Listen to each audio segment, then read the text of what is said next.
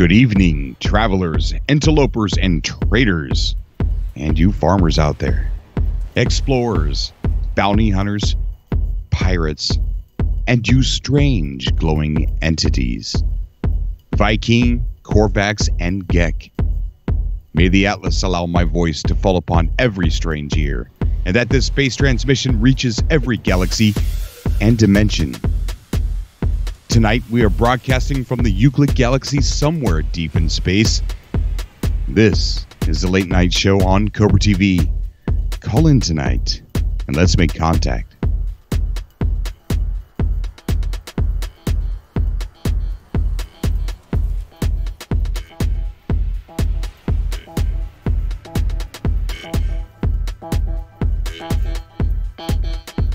The song we are listening to tonight is called Sense of Humor from Max McFerrin.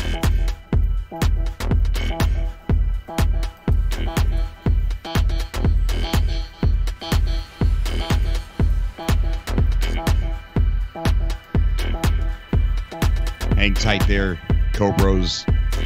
Gonna finish getting ready.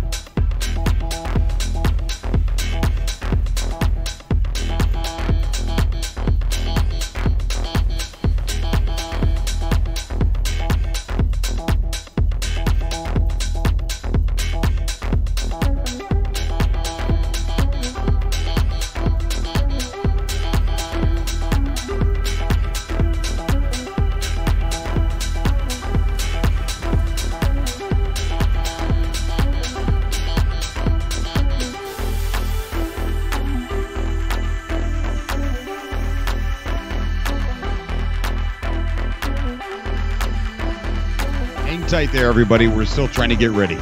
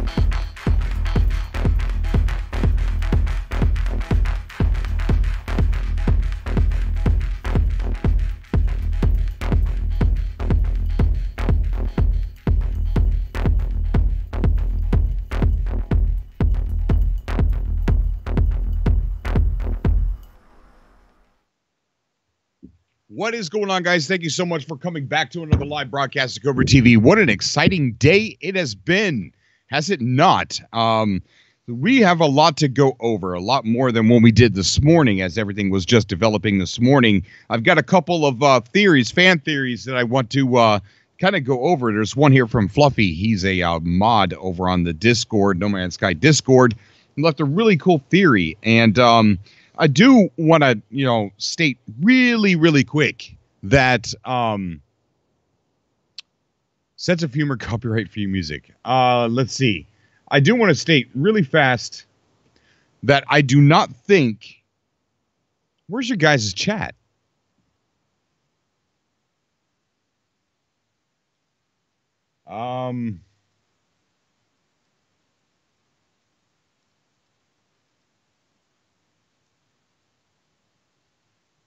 There we go. What's up, Jack Gall? How you doing, buddy?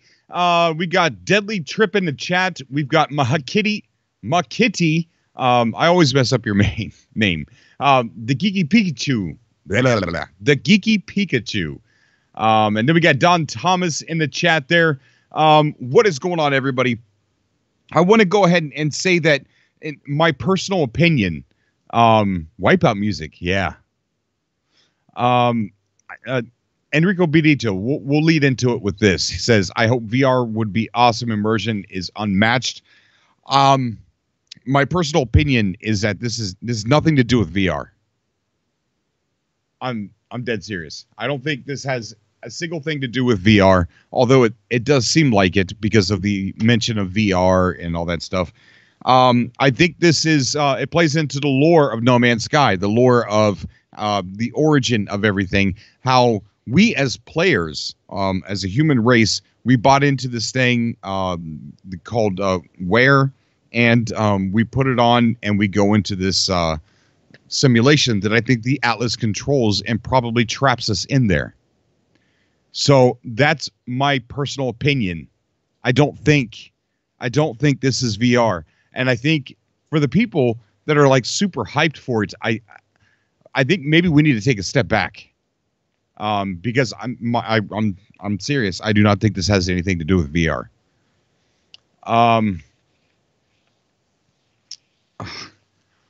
PLO617 says, my theory is if we are getting VR, it could be a 1.4 update. If you're buying VR for No Man's Sky based upon what you learned today, I would wait. Seriously, guys, wait. I don't think it has anything to do with VR. I think it's the lore of how we got stuck inside the simulation. I'm serious. Thank you, J Spot. J Spot says likes the intro music. Captain Moneybaker VR is in my cart to purchase. Hold on. Don't, unless you really want it. I wouldn't do that just yet. I definitely wouldn't purchase it based upon what we learned today. And here's another thing. It talks about VR and things like that, and I want to kind of go over and read this thing real quick. It says, more real than real. This is coming from the Wear website. Take advantage of the actual computing power of the human brain. Travel to the most realistic virtual world. Our algorithm converts complex graphic processing microcode into a telepathic process that unlocks the creative potential of the brain.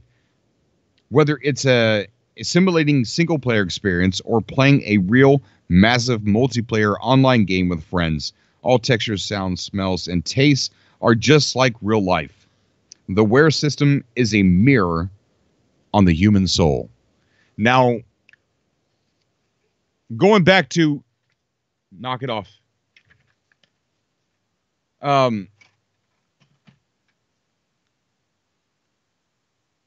Going back to where was I? The tweet that Sean Murray sent saying if you fall asleep with a mirror on your face, you wake up in your dreams. Now it's making a lot more sense. Yes, I saw Sean Murray's tweet. I did. Yes. That's another thing we're going to get into. There's a lot to talk about. There's a whole bunch to talk about. So, hey, folks, Waking Titan is awoke again right now. Did it do something different since we've been on? Uh-oh. Who is Ron? I'm Ron. That's my pseudo name. I was raised by snakes. No, I'm kidding. That's a lie. Cobra Commander from the universe of G.I. Joe. I was a genetic experiment that I was supposed to be put down, and Cobra Commander actually raised me to be a villain, but the Joes, they ended up adopting me, and I'm good. I'm good. I'm all good. Don't worry.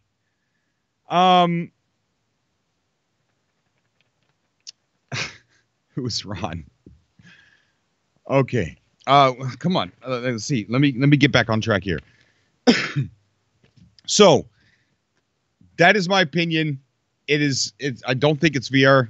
Come on the show though. If you think I'm wrong, I want to hear your side of the story. I want you to think, and you know, this thing talks about telepathicness, so it's like technology beyond VR, this wear stuff. It's stuff that the sci-fi films are made of. You know, this is not real technology. It doesn't exist.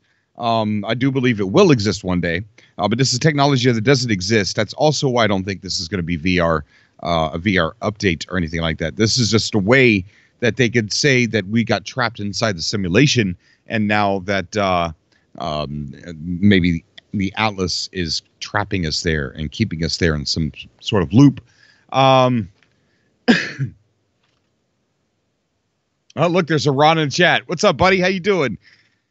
We're going to get some people on the call here, and I want you guys to talk to me about what you guys think. If you think it's VR, come on, tell me what you think, but it's in my opinion that it's not. I want to go over this really cool theory that Fluffy, he's a moderator over on the No Man's Sky Discord, one of the Discord channels, and No Man's Sky Rise of the Cobra. Oh, that'd be so cool, right? And also, Sean Murray did tweet. It was amazing that Sean Murray tweeted. I don't understand the tweet. So I would like to bring that up in conversation. If you guys have any theories on what that tweet could possibly mean, hashtag 20, what did it say? 2012, 2017 or 2018 or something like that. I don't know. Then I had a picture of an actor and then a picture of something from Legion. So I want to talk about that. I want to know what you guys think that could possibly be. Okay, so Sean Murray tweeted. Also, let me bring it up here. Give me just a second. I might fall silent here for a couple seconds. I'm gonna try and find the tweet, or not tweets, but the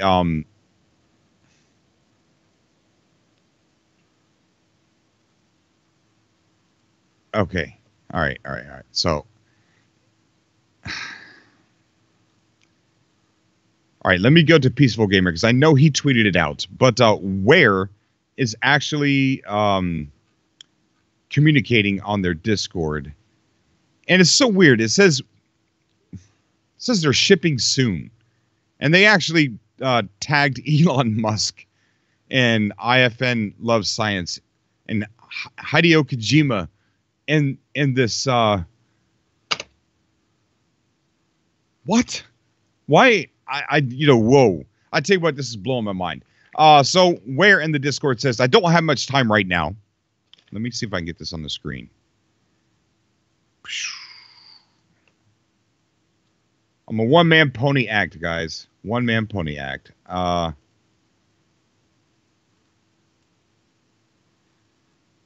right, so right there on the screen it says, Where I don't have much time right now. We have a little contest for you.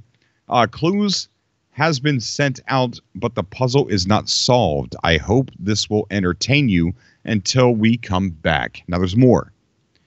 There's quite a bit more, so let's see. See if we can find it.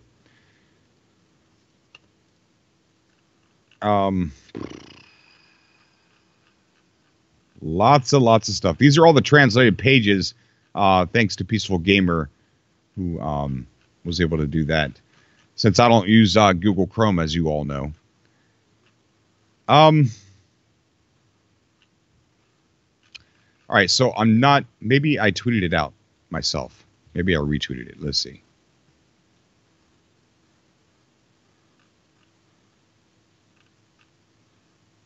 Here it is. I did. Okay, so Ware says, that was it for today. Good job on solving our community's puzzles. You are good. Tomorrow, one of our partners will have a giveaway for us. We will have more for you this weekend also. Tomorrow, one of our partners will have a giveaway. We will have more for you this weekend also. So look for something to happen tomorrow and on the weekend from this company Ware, who is definitely connected to Waking Titan, and for some reason is tweeting at Elon Musk. This is going to be one of those nights where you guys got to come on.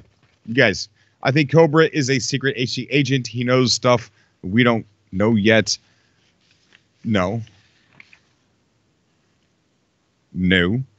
All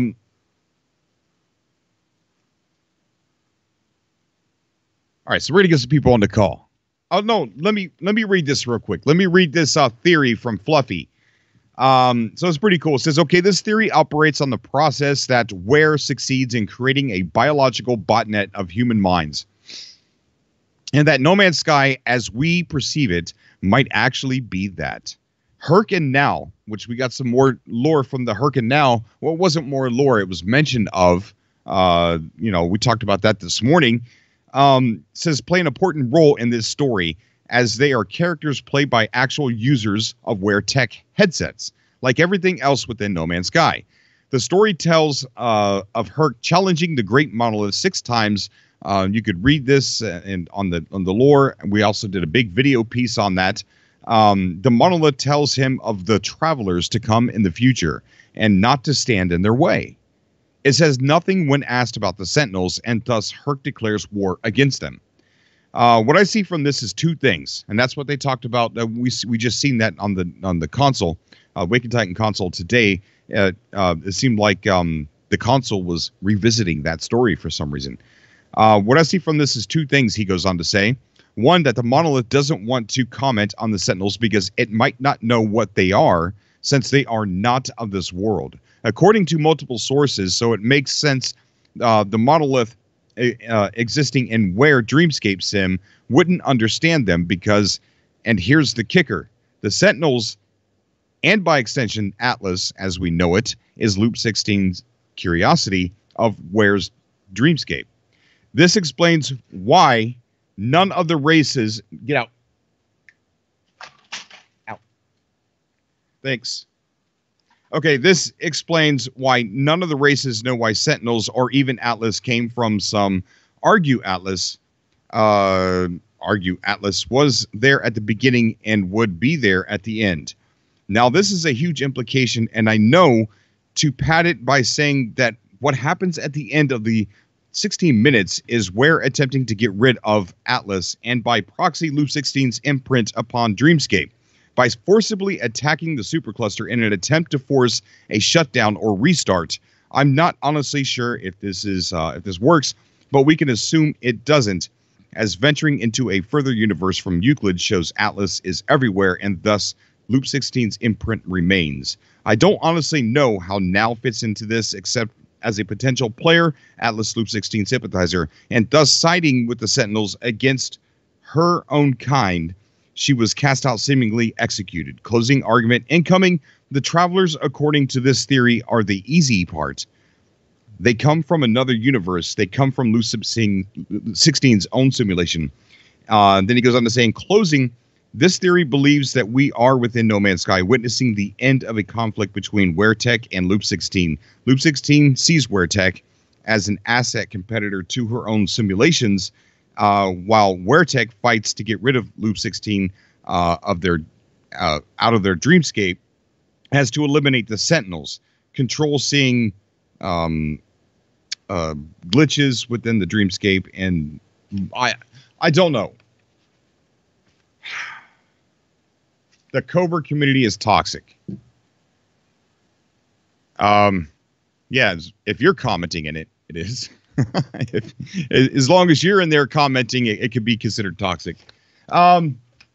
So let's see. Sean Murray's tweet was about Legion. We can find it interesting. Blah blah blah. Okay, so let's get some callers on, guys. I'm gonna need Cantor, if you want to come on the show and tell me why you think you're not toxic and the community is. I would love to hear from you.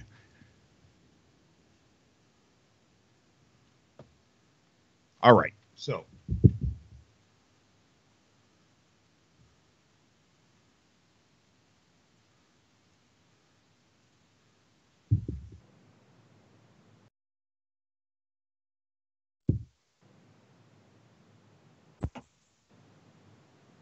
Adam, what is going on, dude?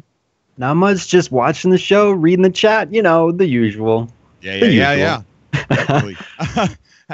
So earlier today, were you awake when you were watching all this stuff go down?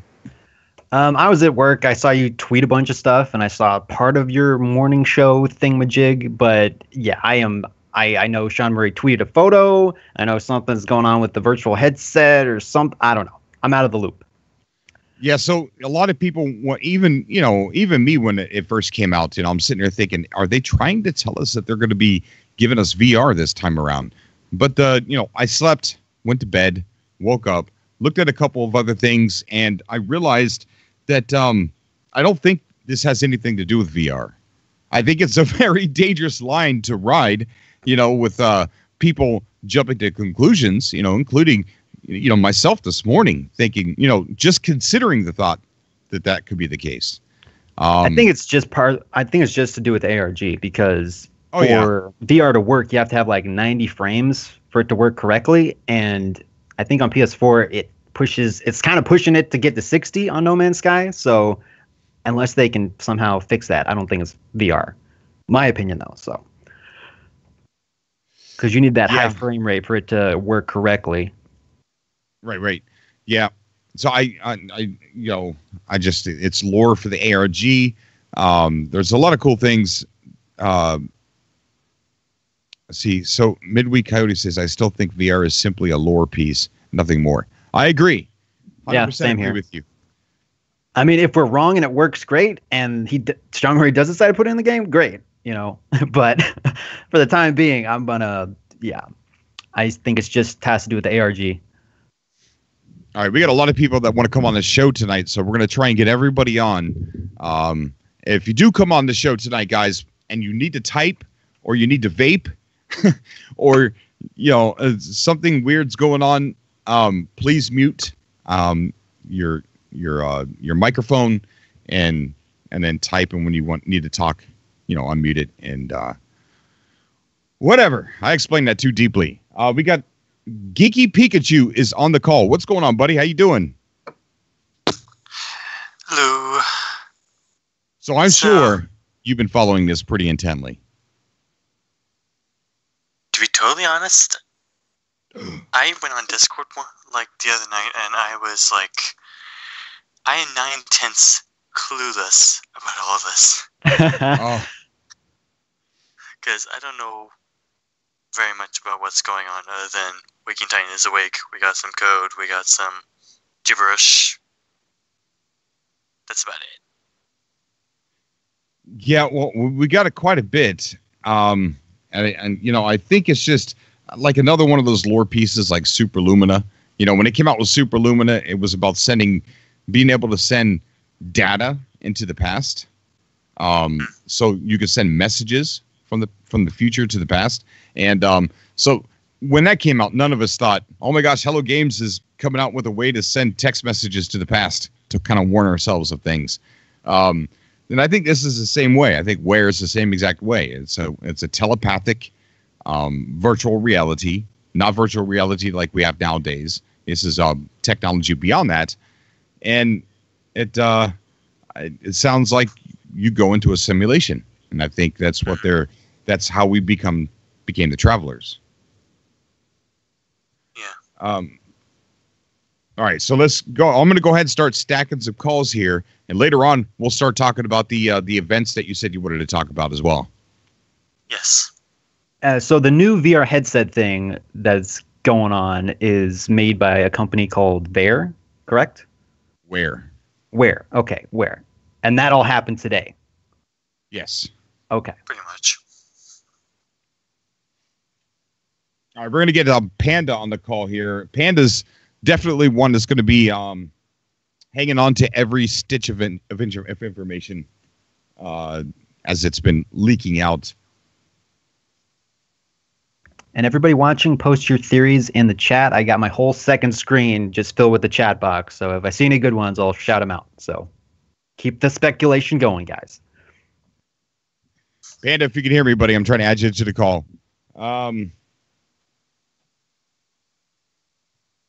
Boy, we got a lot of people calling. Midweek Coyote, how you doing, buddy? Thank you for coming on the Cobra TV. Well, I can say I'm very starstruck at the moment. Thank you for having me.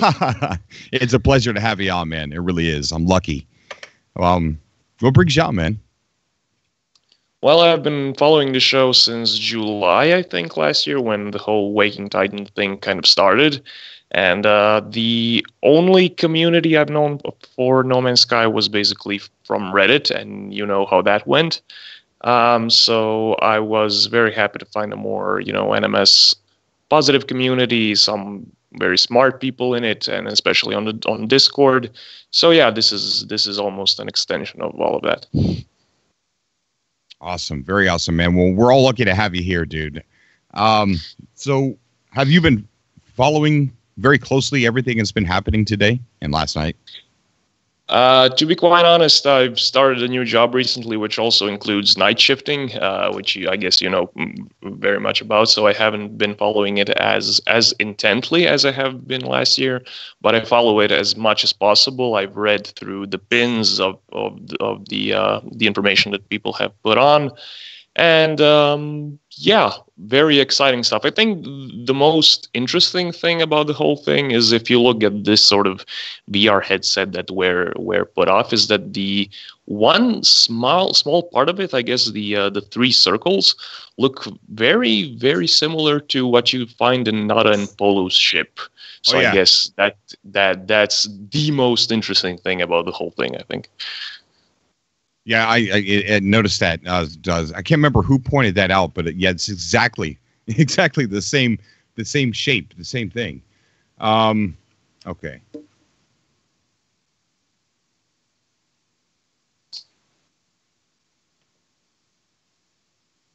All right. So there's a lot of people getting ready to come on. So you're in your opinion, the Wear thing. It's my standpoint that this has nothing to do with VR. No, is that? I don't think so. Right. That's where you stand as well. Yeah, it's basically a lore piece. I think it's something to do with human interaction with the simulation, but not actual VR in the real world as far as players are concerned.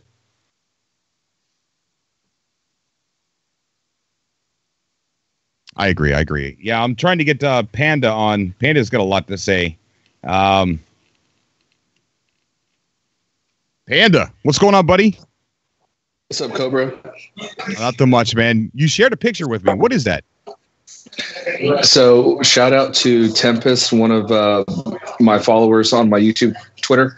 But basically, I did a video where I was talking about the doors in the space anomaly and how after Atlas Rises, one of them opened, and in the next update, the other one might open, and one of them contains the simulation device that creates the simulation. The door looks exactly like the sensor that's on the Wear headset. Like the same exact design. Oh, you talk about the three circles? Yeah, even the Y lines that connect the three circles together. Yeah, exactly, it's the same exact thing. Space anomaly door. 100%. You know what's really weird about this though is that they're saying that this is coming soon. There's an advertisement, and not. They're going as far as to tweeting at Elon Musk and IFL Science. Like, that's great. Why? Why would you do that? Are they trying to get people to write fake articles about this technology that can't possibly exist at this moment? It's possible. I don't know. There's no patents or anything on any of that stuff, and all of those images come from Shutterstock. So, it's going to be pretty clear to any of those people that it's not legit. But have you seen the tweet where they're tagging Elon Musk and IFL and a couple other big things? Yeah. The Elon Musk tweet kind of threw me off a little bit. I was like, "Hold on, is this thing real or not?" When I first saw it. Yeah, it's very confusing. It really is. So Sean Murray tweeted, "How do you feel about that?" He said hello. So, there you go. Well, he didn't ask, I'll take it. I'll take freak out, dude. I went crazy when I saw that tweet. Right. Where it says exciting things to announce, English-speaking clients rejoice as we welcome our North American team. Chat is live. Come chase the dream with us. I tell you what, they're really going in full character this time, aren't they? Grammy says Elon Musk follows No Man's Sky. He said so a while back. So maybe, he's in on the joke or in on the, you know what I mean? That's what Grammy says. Well, Elon Musk is a big supporter of simulation theory. Oh, yeah. And he follows a lot of physicists out there because there's a lot of physicists that say that it's actually more likely that we do exist in a simulation than it is that we don't. Because a lot of with the stuff with dark matter and all that kind of stuff, a lot of the physics don't check out. So they're having a difficult time describing how things in the universe are all bonded together. There's a lot of theories about it, but I don't know. There's a lot of simulation talk right now. It's kind of the hot topic. Would he have time to deal with a community as small as this, though? I mean, I don't think Elon Musk is a part of the ARG. I just think, if he follows them, it would make sense, kind of like a tip of the hat. It's like, hey, guys, look, we made our own type of thing. Oh, like the Black Mirror episode references, basically. Okay. Does anybody think that like those games that were mentioned in the Where website are things that have been funded by Hello Labs? I'll say that again. Like the games that were mentioned, like the developers that were mentioned on the Where website? I don't think so, no, because those are pretty well established. They've been around for a while. I see it as soon as I saw the Where website, right? And I scrolled all the way down, and this was before people were able to 100% connect it to Waking Titan. It was still brand new. But as soon as I saw the games, I'm like, or the game companies, I'm like, wait a minute. Those are on the following. Those are the Anishell, the Black Watchman, the Twitch channel are following every one of those. Not every one of those, but most of those developers. Like especially the Fit Fox. So I went over there and double checked, and it sure was. So I think these are developers that maybe Allison Smith has helped or will be helping do an ARG that is separate from Waking Titan, period. But just put them down there for fun. But that right there made me connect in my own mind that the Where was Waking Titan immediately. That makes a lot of sense. We got a caller, Eric. How you doing, buddy? Hey, Cobra. It's good to have you on the show, bud. Very good to have you on the show. What brings you on tonight? So, I've of course been following all the Waking Titan stuff, but a bunch of stuff happened today, and I have no clue what happened. So, could I just get for all the people who have no clue what's going on, just a recap of what we learned today, like whatever the memo thing said, and what Sean Murray tweeted out. So the Sean Murray tweet is a complete mystery to me. I would like to bring that up and get people's opinions on that tweet. But what happened was, the console on Waking Titan, if you typed in status, it kept changing. It kept saying that there were problems with certain clients, and there was one that it might even still say it. Let me bring it up. But it kept giving these strings of numbers. Well, those numbers ended up leading to an address. A web address. So people were able to find the Where website that way. But we at that time didn't know if we had stumbled on it on accident and if it was really connected or not. But now we know that it is. And then we started, let's see. We ended up finding out their Discord. So these people have a Discord. We went to their Discord, and now they're saying, hey. The Where people? Yeah, the Where people. So let me see if I can find their Discord messages here. So they kept saying that, hey, we have a puzzle for you. We put a puzzle out there, and you guys haven't solved it yet. So we'll talk more when we come back.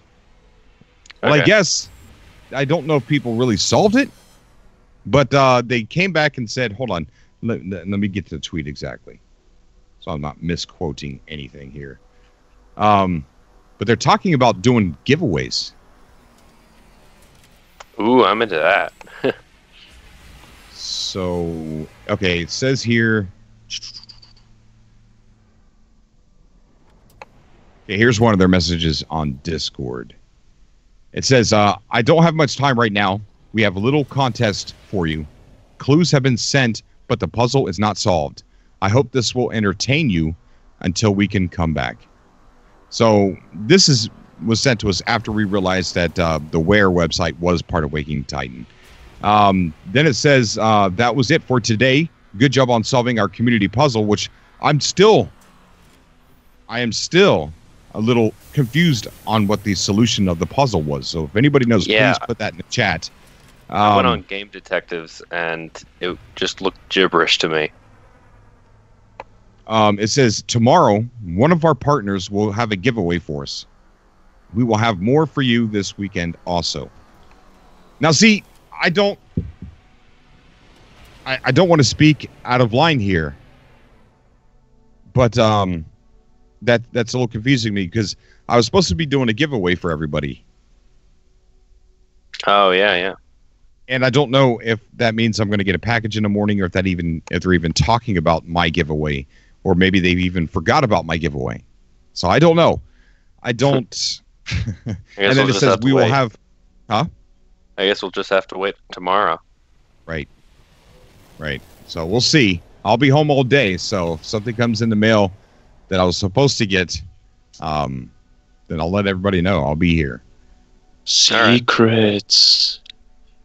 But Keep Calm and Game On was talking earlier about VR in No Man's Sky. I have a Vive headset that I got back in October, and so I'd be super into No Man's Sky in VR, but it doesn't seem like the type of game that would be in VR, because the problem with a lot of games that kind of just port themselves into VR is they don't take advantage of a lot of VR advantages, which is you're able to just pick up stuff and touch everything you want to see and touch. And I don't know that No Man's Sky has that kind of in the game. So if they wanted to make it very interactive in VR, it would be cool. But it seems like if they did do VR, it would just be No Man's Sky in VR, not really like it would just be looking into the game with a headset. You just move your head left to right, up, down, and it moves the camera. Basically. Yeah. That's what I picture.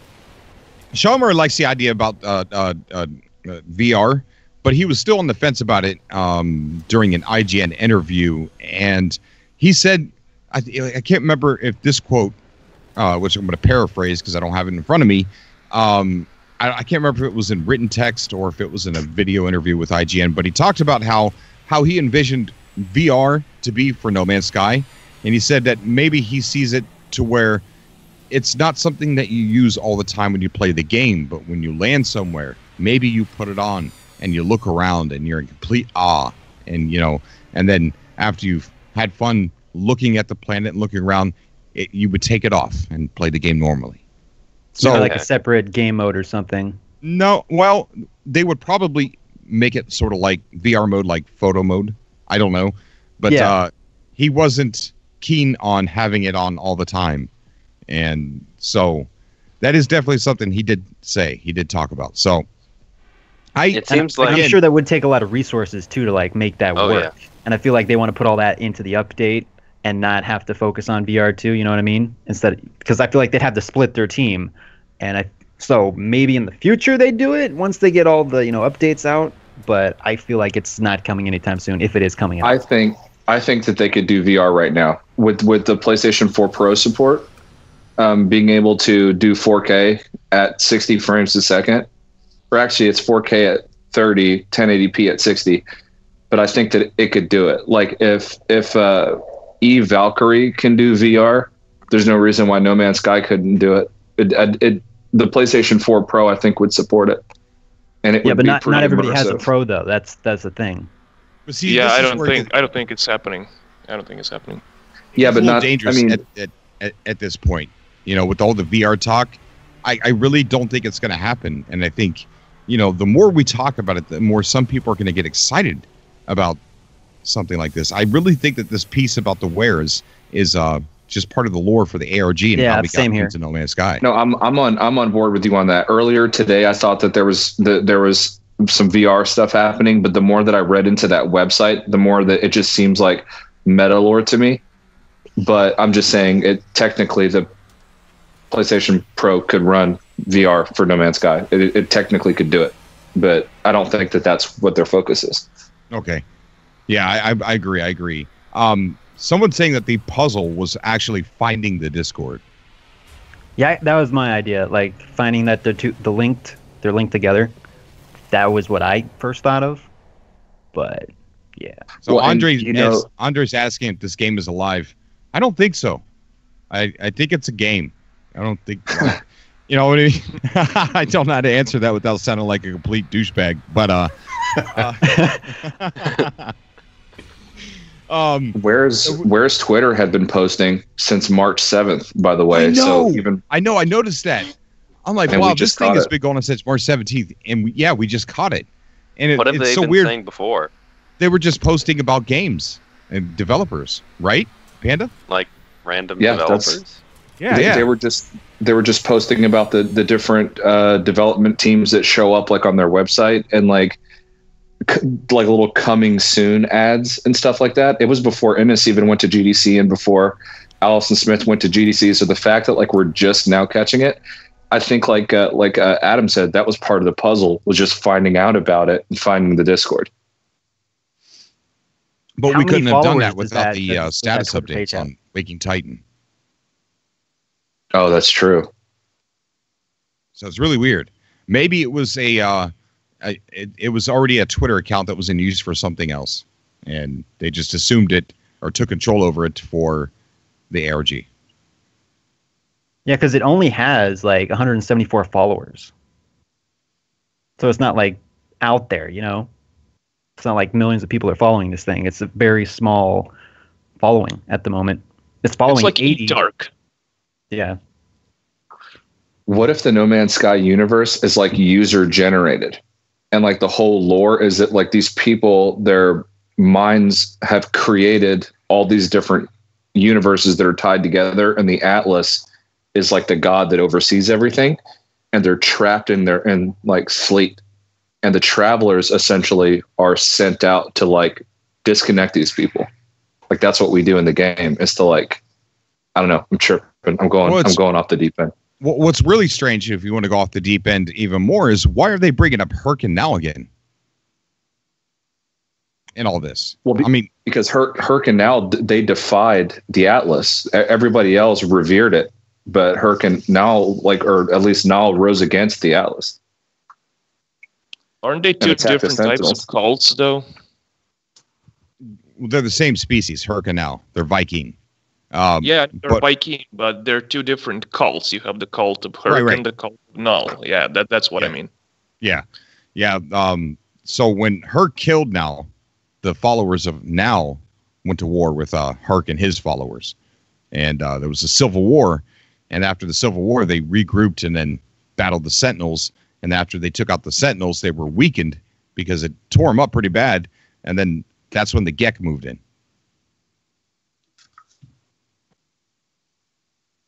So I don't know where And because that was the whole NAT thing, and I guess the NAT is what led us to the websites, the NAT address or whatever. Yep. So it's like an IP address or something. Yeah. Yeah. So that was tied in with where. So I don't understand. I really don't. So I think that's the puzzle, just finding out that they're connected. And then didn't they say that there's going to be more coming out tomorrow or something like that? Like, congratulations, you finished this step or something like. They're talking about a giveaway tomorrow. Yeah. Okay. So it's kind of just like wait and see for the next step. So until they give us that next puzzle piece, we're kind of just in the dark. Right. Something's going to happen tomorrow. Yeah. You've always said, Cobra, like in your older videos, that like, because people would complain about how there's like no lore, there's like no storyline in No Man's Sky, and you always argued that there was. You just find it throughout exploring the game, which is true.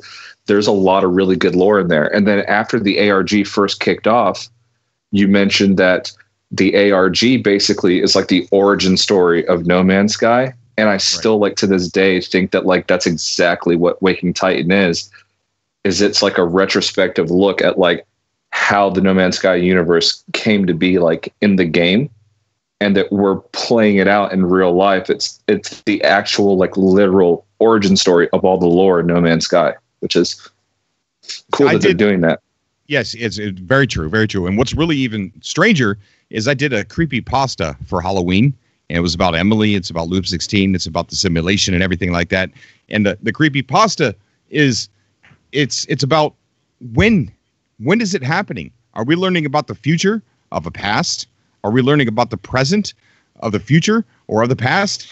It's really strange when you think about it, because if it's the future and Waking Titan is the origin, and we're learning about what happened that led us to all of that, to where we are now in No Man's Sky, then how in the heck are they referring to now and Herc if that's not even happened yet in the origin of No Man's Sky and the Waking Titan lore? Well, because I think that there's agents in the future, like for example, like how you notice that like as we're sort of solving the puzzle as we're going through the ARG, that the closer that we get to the end of the ARG, like some of the other websites went away, like Super Lumina went away.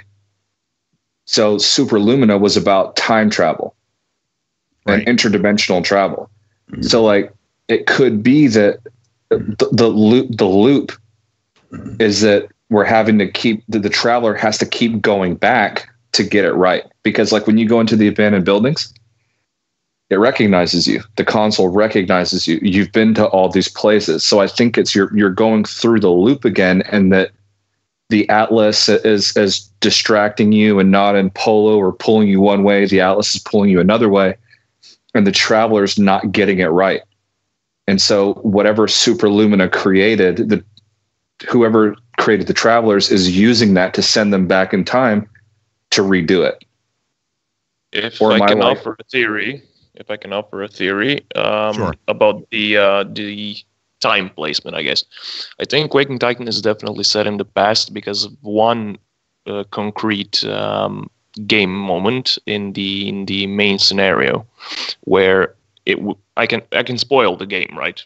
No problem with that. Sure. Nobody should have. Okay. So when you get to the end of the scenario with Artemis and everything else, there is one point where you jump from system to system and you receive one glyph at a time, like 1 of 16, 2 of 16, 3 of 16. Each new jump gets you another glyph. And it specifically states, unknown transmission. My theory from the beginning was that as we solve these glyphs, we are actually transmitting them to that traveler. Because I thought about it and I couldn't, decide from who this transmission would come from. It specifically states unknown transmission. It wouldn't come from the Atlas. Atlas is fighting this. Bro, you just blew my mind. Very true. Very true. I agree as well, but I find it difficult to grasp because it keeps jumping times within the origin.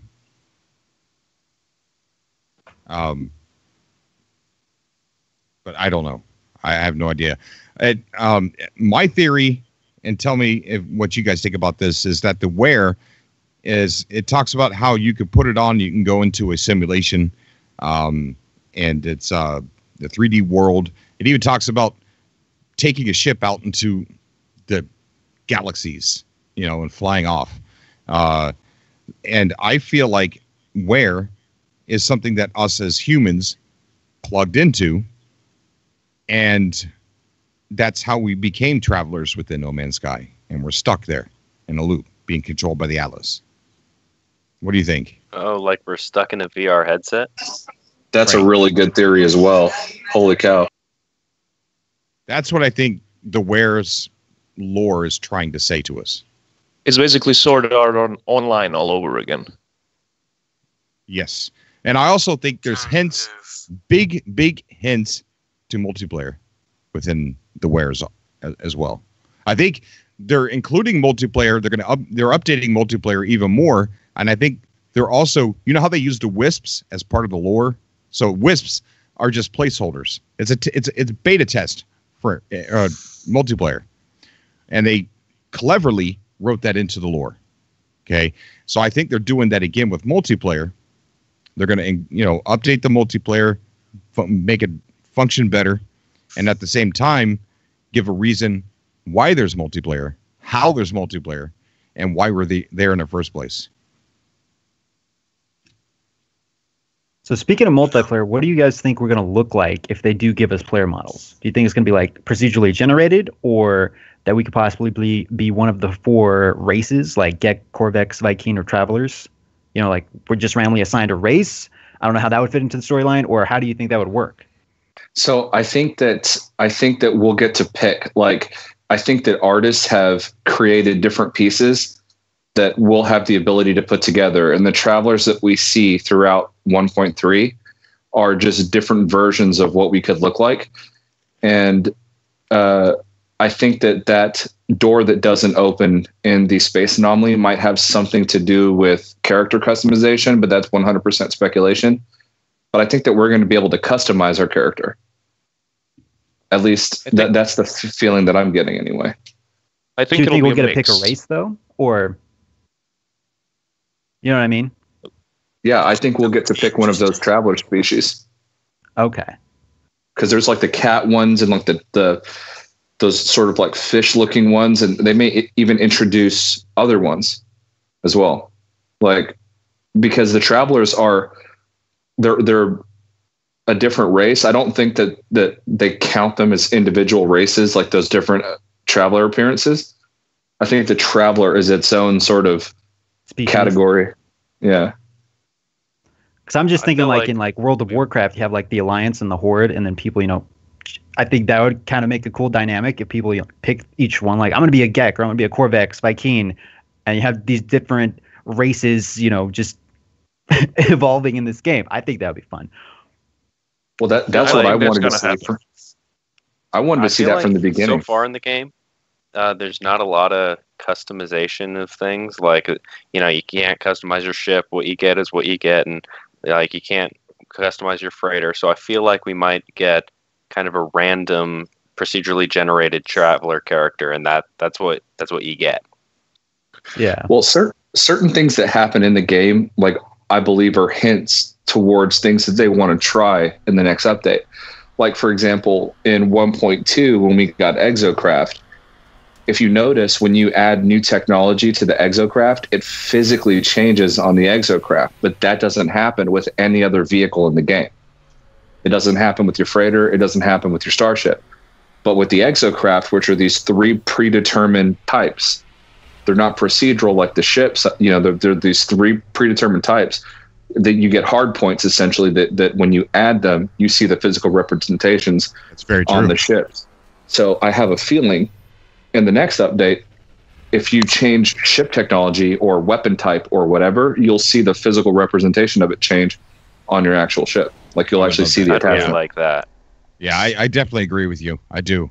Yeah, that's a good point. Cool. I never even thought of that. Can I evolve the theory even further? Sure. I think it'll be I think it'll be a mix of predetermined and selection. Why? Because if you remember way back when, Sean Murray said that we wouldn't be able to tell how we look like unless we meet another player. And I think that it'll be a mystery until we actually do so. We will have a predetermined, state. However, after we either meet another player or, he takes a picture of us to show us how we look like or whatever the case is, or we get the mirror, if I can use the ARG terms, after that we can sort of customize our appearance. However, in order to change that appearance, we would need to meet other travelers to get the quote-unquote building parts of them to apply to ourselves. In the same way, we could, scan ships or other types of vehicles if they ever introduce them. And whatever parts we scan, we can learn, we can craft, and then we can apply or change to our ship. Sort of, I don't know, I guess the most similar parallel, and this is a weird one, would be the gummy ships in Kingdom Hearts, if you've ever played one, where you can detach and reattach parts in a lot of different ways. Sean Murray, I hope you're listening. No, I did. I love that idea. I wrote in the chat, Cobra's fixing it. Hold up. All right, so I think we're back on. Yeah. I don't know what happened. OBS completely crashed. There we go. We are back. Sorry about that, guys. We were experiencing technical difficulty. So it's going to be an exciting day tomorrow. We're going to have some giveaways. What's even going to be more exciting is if they're talking about the giveaways I was going to do. That'll be even more exciting. And no, I don't think so, because I don't think it's the ones, because they knew I had it planned for a different event, unless they have instructions that they want me to do it immediately. I don't know. We know somebody out there somewhere is giving away something. That's what we know. So it's going to be exciting. I don't know what these giveaways are possibly going to be. Wouldn't it be just strange though if this happened to be real tech? I don't think it's real. I know, but entertain the thought for a second that for somehow Hello Games, I don't know, they created this weird telepathic thing, and that's their whole reason for making No Man's Sky, period, so they could fund the development of this headset, and they're going to release it to the world tomorrow. Dude, when you look at that picture, that device looks very plausible. Like, that looks like that could potentially be a thing. Right. And part of me kind of hopes it is. But people lose their minds. Yeah.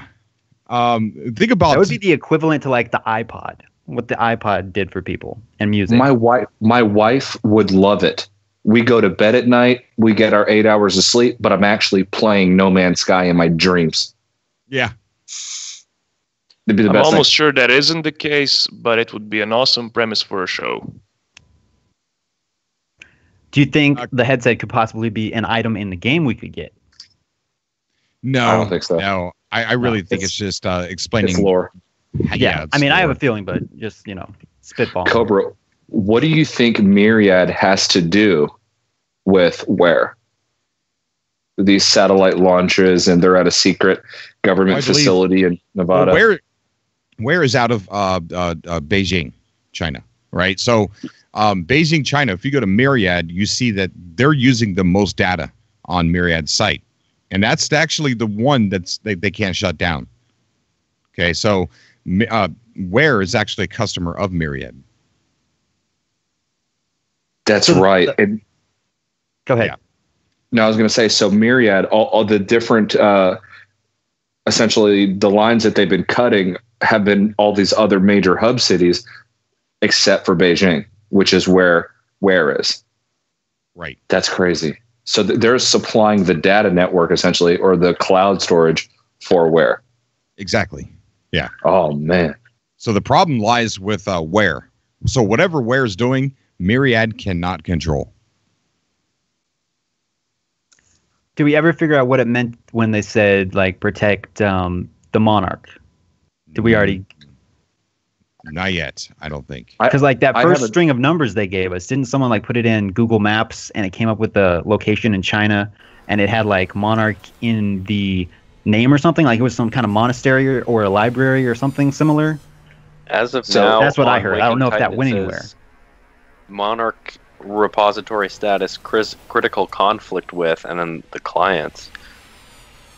So there's a couple of connections that I've been making that, and I'm going to say up front, I'm pretty sure we're designed to throw certain people off the trail that are like less technical than some of the other puzzle solvers, but I'll just go ahead and say like what I've been noticing.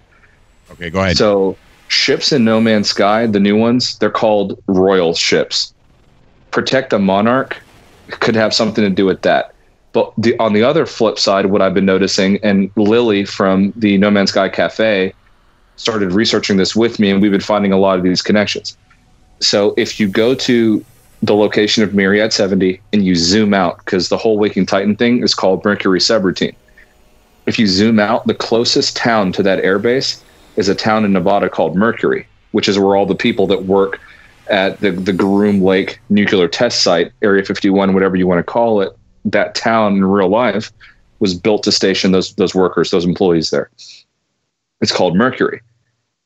Then if you take the 89,044 people that are developers that love what Myriad offers, and you look at it as a zip code, it's Henderson, Nevada.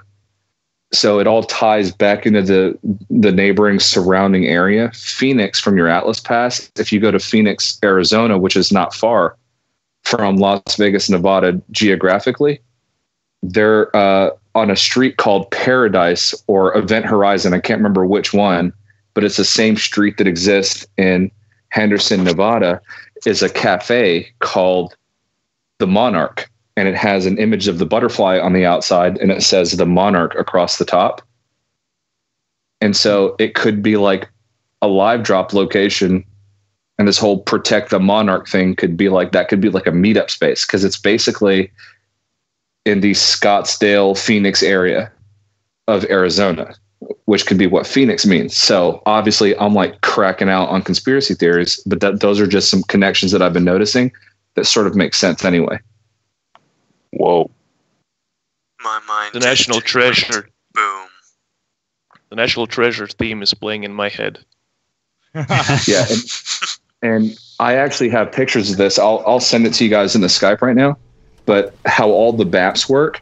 And just keep in mind that Henderson, Nevada is 16 minutes outside of Las Vegas, which is the closest, biggest city closest to Mercury, which is, I want to say 16. But basically, there's a lot of connections to be made there. 16 minutes exactly, or give or take. Miles, 16 miles. 16 miles. Okay. Yep. I made just one connection about the whole thing, and that is someone said about the monarch butterflies, how they migrate in big numbers. I think the closest event we had to that in No Man's Sky was moving from the old galactic hub to the new galactic hub. So that is the closest migration type of movement of players we've seen. I think within the past year, because of the universe reset, and because it has been referenced in the game lore, the galactic hub. I think that it may be just a coincidental thing. It may not be, but I don't know. Just a grain of thought. Yeah, definitely. It's really cool. I mean, this it's almost like it's designed to send us all to a doctor, a mental doctor. I'm serious. I mean, it can make you go freaking crazy. How do people come up with this? That's what I want to know. Dude, like, and Michelle, it's like these writers, dude, at Allison Smith. I'm like sweating bullets. I literally look like Mel Gibson from Conspiracy Theory. Yeah, right. Yeah, they must watch a lot of X-Files. Sean Murray should just hire everyone from Allison Smith. Just hire them to help make the game.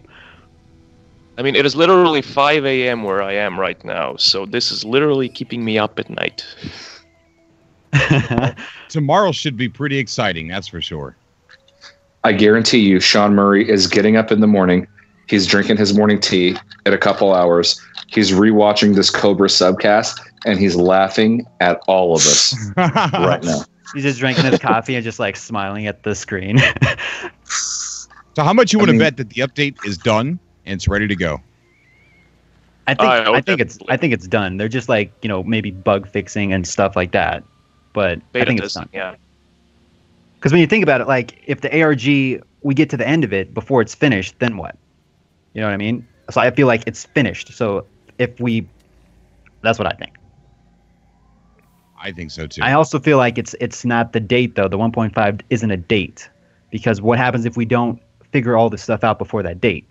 Does the update just drop then? You know what I mean? Well, so I think they'll push it along. Think they'll push it along. Well, 1.5 or May 1st or whatever was actually a good guess all along, because we still have 5 glyphs to unlock before the Mercury subroutine is finished. And I think that this update is going to be the last one that we see for a long time, like major update-wise. So I'm still hoping they're just skipping 1.4 and going right to 1.5. That's how big it is. That's what I want to believe. But who knows? Jason E says software is never done. I suppose that's true. That is true. I mean, if it is multiplayer heavy though, like how would they test that? You know what I mean? So I'm sure they still have some tests they have to run if it is multiplayer heavy. So even though the update might be finished, there's still things they need to fix. We're testing multiplayer right now with these wisps. Yeah, with the wisps, yeah. And not only that, but NS on April 25th is going to be talking at a conference regarding Houdini and Tagma, which is a procedural generation engine that was used by Horizon Zero Dawn and Ghost Recon Wildlands.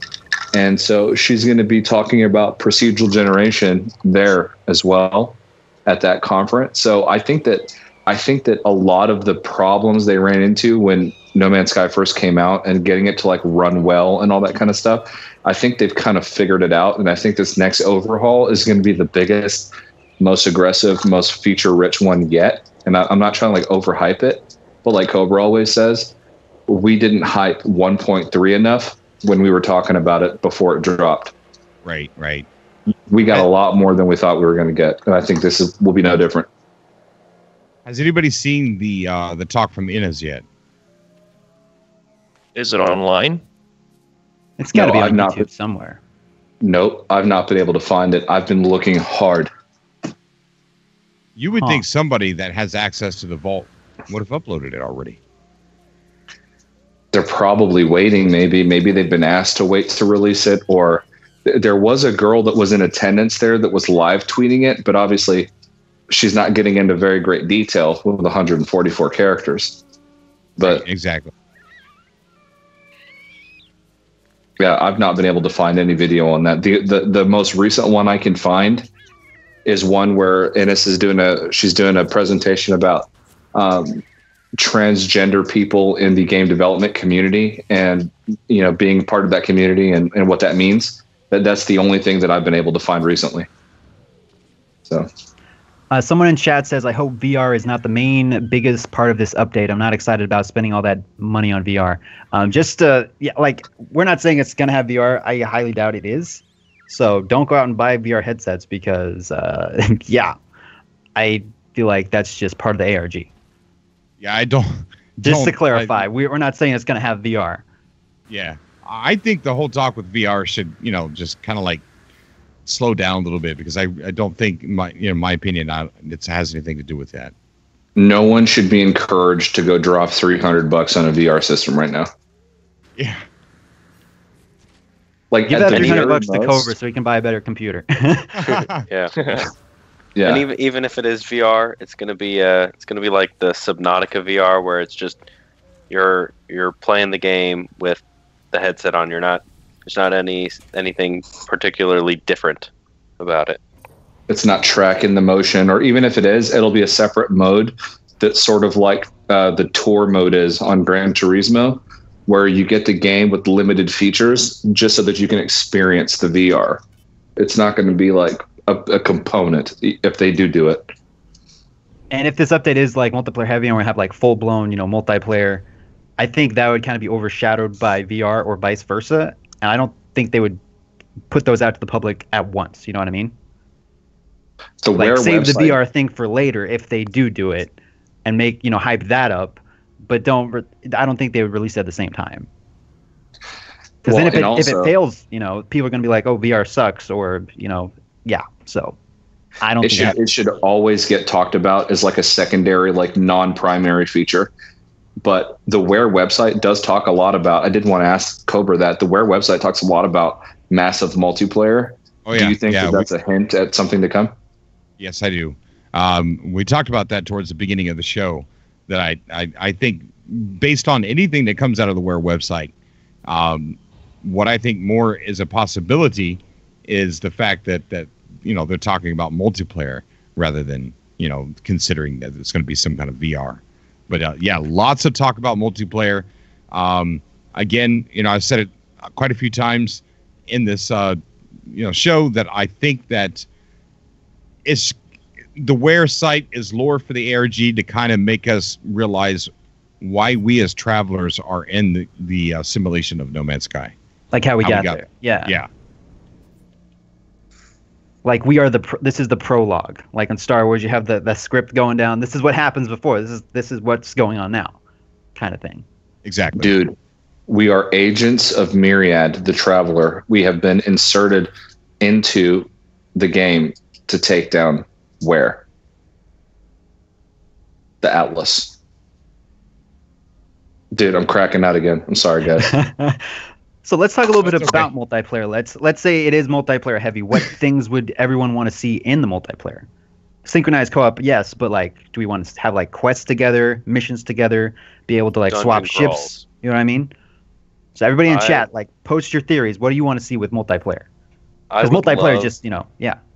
Dungeon crawls. I play Empyrean Galactic Survival, and one of my favorite things in that game is the dungeon crawls. They have such a great system for raiding bases and just going through a base, and it's super fun, and I would love to see that in No Man's Sky. Yeah, I don't want to see any PvP, all co-op. Yeah.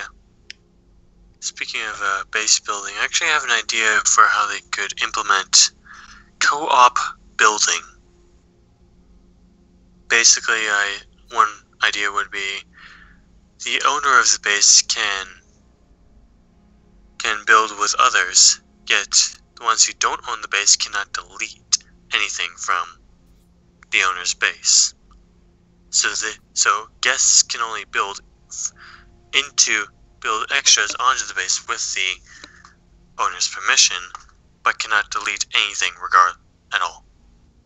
Or depending on what game you're in, you can either save what just happened on your base, or you can hit revert to previous. You know what I mean? So if somebody does try to screw it up, you're like, well, I'm just not going to save it, or only That's keep, cool. Or have two options, only keep player one's inputs. Disregard player two's thing. You know what I mean? So there could be a way to do that without people trolling. Because even if, let's say, you build something and, well, yeah, pretty much. Hidden Jew Agenda says, I have chest hair and I want PvP. Oh, we got a new caller on the show. Chris, what's up, dude? How you doing, man? I'm good, man. Just at work. I had a little thought. I sent you a little message there.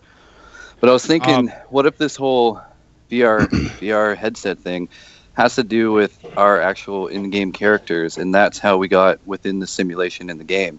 And it doesn't have to do with actual VR that we'll be wearing, but it has to do with what our characters are wearing, and that's why we're in a simulation. Kind of like the Assassin's Creed, where they break in through the Animus? Animus? Yeah. Because they'd have to come up with some sort of story as to why we're there, right? So that would be a good theory. What if we see our character and we're wearing that headset? Well, that's pretty much what Cobra's been saying. I'm kind of sold on that idea. I agree with you, 100%. That's probably what it is, in my mind. Because they kind of set up with Waking Titan before, they kind of set up how everything became the way it is. and they kind of told us who we really were. We're travelers. But what they haven't done yet is explained why. You know, why are we there in the simulation? We know why the simulation is there, but why are we there? What happened? So I think Where is actually designed to kind of tell that story. Cobra, I do want to say to Hidden Jew Agenda, Hidden, shut your dirty PvP mouth. I don't want PvP. I mean, if they make it a separate game mode, I'm fine with it. Yeah, I think there's a lot of people that don't want PvP. I want to be able to enjoy some PvP, but then also not enjoy it, or not have to worry about it. So I think both sides need to be cared about. Like people who don't want it, yeah, cool, man. I agree with you. That's cool. People that do want it, yeah, man. I really hope you could play that. So I really wish that it's just 2 separate game modes, so that way everybody's happy. It'll be Flat Earth PvP Battle Royale. Flat Earth. Oh my God. Or simply have 2 boxes. Like, do you want like other players be able to kill you, like friendly fire, on or off? You know what I mean? Just give us a little check mark, and we're good. Right. Problem solved. And I want to clarify that Hidden is my friend, and I am not mad at him. Plus, I've played Eve Valkyrie with him, and he is gangster at flying ships and blowing things up, and I do not want to fight him. That's why I make that statement. Cobra, I think it'll be a sort of a hybrid between PvP and your idea. With the hubs, I think some form of hubbing in the world or taking territory of more than one planet will definitely be a thing. I think they've seen how popular it is, and I think that if you are a part of a civilized space of that kind, that there will be no PvP allowed in those spaces. However, when you exit them, you are in danger from pretty much everything. I like that. So in order to be safe, you either need to claim a territory, which shouldn't be simple, in my opinion, or be a part of someone's already established civilized space. Or certain planets you won't be allowed to attack other people. Like there'll be some kind of shield, and as soon as you land there, it's like your guns are off. Unless you go and turn off that thing, but kind of like in the Death Star, you have to deactivate the shield. That would be kind of a cool thing to do. But just, yeah, stuff like that.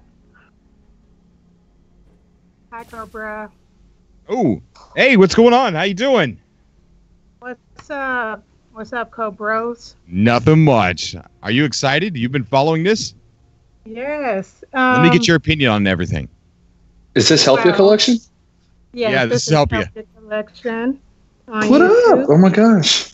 What up? Shout outs to everybody in the stream. Shout out to you too. Shout out to you and your amazing channel. If everybody wants to go check out Help Ya Collections, please do that. And I want you to talk our ears off right now. So what do you think about everything that's been going on? Okay. Well, on March 5th, I posted a video and I said how there was going to be the, presentation at the GDC by Inez McKendrick,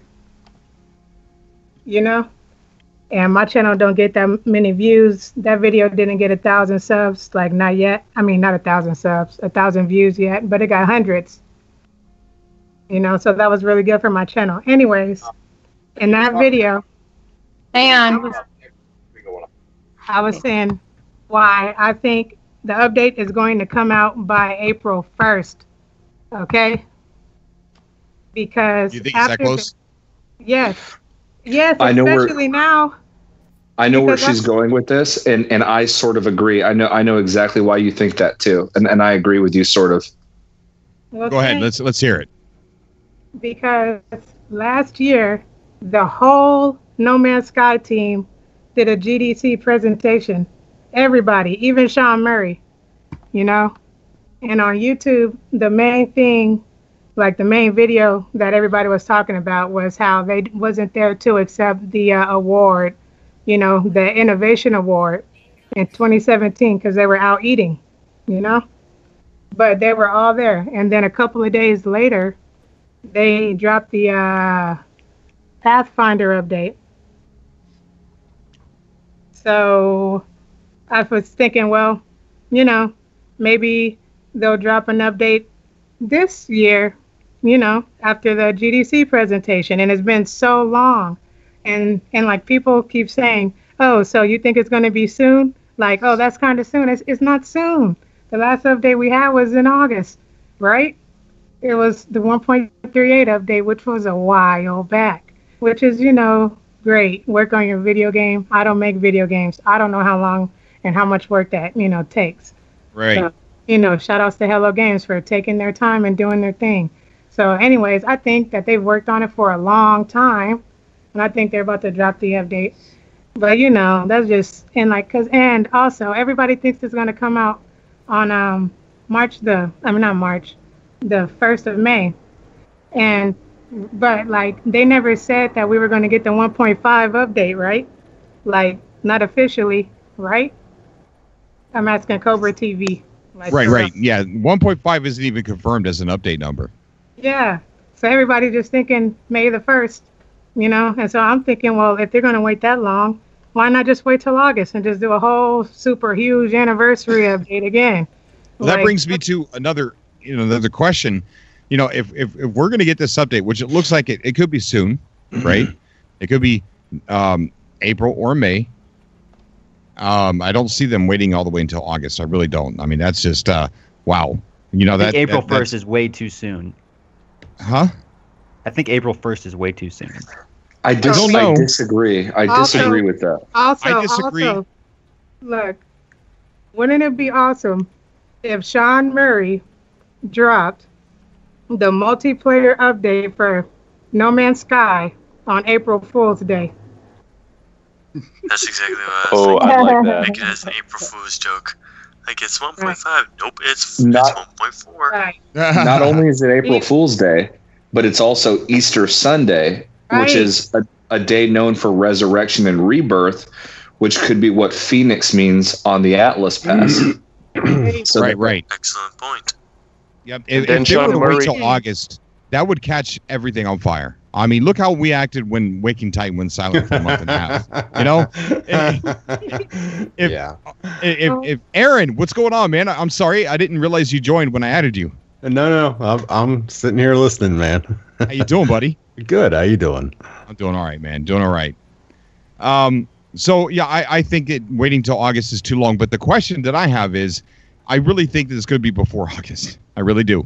And if we do get it April or May, the question is,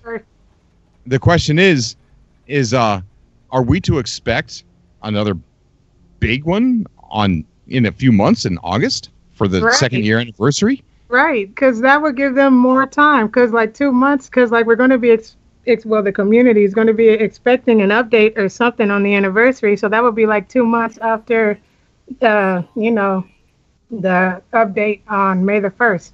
Or 3 months, I guess 3 months is enough time. But still, I think April. I think it's going to be. I'm still thinking it's 2 updates, 1.4 and 1.5.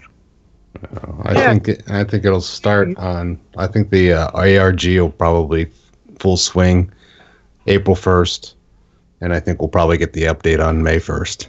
I'm with Adam on the 1.4, 1.5, because 1.4 could be the preamble to 1.5, just to set up everything that we need. The new software, maybe they've got a revised version of the game engine, the whole 9 yards, do some testing, then 1.5 drops. So we could see 1.4 on April 1st and then 1.5 immediately after on May 1st. It wouldn't have the be ARG go absurd. through all of that, through both of them. Yeah. Because just start the ARG again and have it end, on April 1st doesn't make sense to me. Because the last one took a while, right? I feel like the update's going to hit when we get to that point in the ARG and not before. And I still think it's the 2 updates, 1.4 and 1.5, but that's just me. I mean, we still have 5 glyphs to solve. Yeah. And I don't think we've ever solved 5 glyphs in, maybe we have. I don't know, in one major update or whatever. But that's right. That's a good point. That's a good point. There's a lot of unanswered things. There's clues and riddles that's going to take some time. And if it comes out, if they drop it soon, it's going to feel really rushed. And I feel Cobra? Yeah. So, did you guys Hi, Grammy. community managers? Hey, Granny play Shard. Guys, are you excited? Woo! Did you? Okay, so like, did you vote on the community managers on the Where Discord? No, I didn't even know there was a vote. Yeah. Explain about what this is.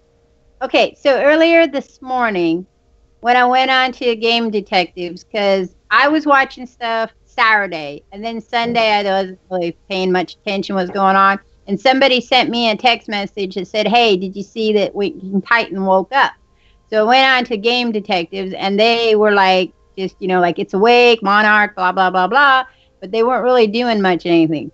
So then today I got another message that said, oh, hey, there's something going on. You need to take a look at it. So I went over to Game Detectives, and they're like all exploded on this Where thing.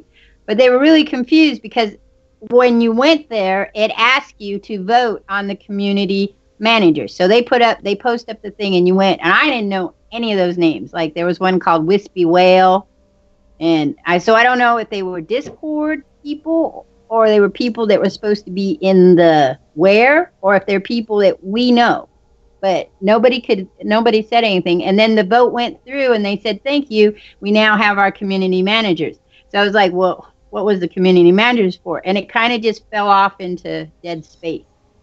Well, one of the people that manages that's one of the dev managers on the Where Discord works for Allison Smith, and their job title is labeled community manager. And to me, that's a signal of direct communication between Hello Games, Allison Smith, and the No Man's Sky community. Oh, yeah. Right. There's also Chris Kerrigan. Right. The Game Detectives earlier this morning weren't sure there was a connection until there's a person on the Game Detectives who actually works for Allison Smith, who then also, so I shared that tweet. It said, that it is confirmed that it is part of Waking Titan, but no one could say exactly how. So that was kind of weird and exciting. I agree with you about the VR, but that's only because when you read through it, there's a whole lot of other stuff they talk about. But I was like, what is the green gem that he tweeted? Does anybody know? I know you guys don't understand the 2012 versus 28. What was Hello Games doing in 2012? So Lily, well, I think that's when the early development of No Man's Sky began. Mm-hmm. But Lily, who's part of the founder of the No Man's Sky Cafe, she did a reverse image search on that green sort of crystal image, and it's essentially a screenshot from the TV show Legion, and it's episode 6 of the first season of Legion, and that particular episode has to do with a guy who has schizophrenia. And he believes that he's part of a simulated reality. Well, so you guys should watch the episode. I thought that you guys were talking about when the time period was for, the simulation that we're all in. It is highly possible that when an AI goes crazy, they can have it's hypothesized that if an AI was smart enough to be like a human brain, then it could have mental health issues also and have a split personality. If it had a split personality, that is why you would feel like you were in two different time eras when you're dealing with the Atlas. Because you'd have the AI part that kind of was in control, and then you'd have the more human part that might possibly be having a psychosis and is having this mental breakdown and is pulling you through it. And then if you went with what Cobra said, or the other guy said, about being in the VR and you got trapped there, then we would add to the psychosis of this AI.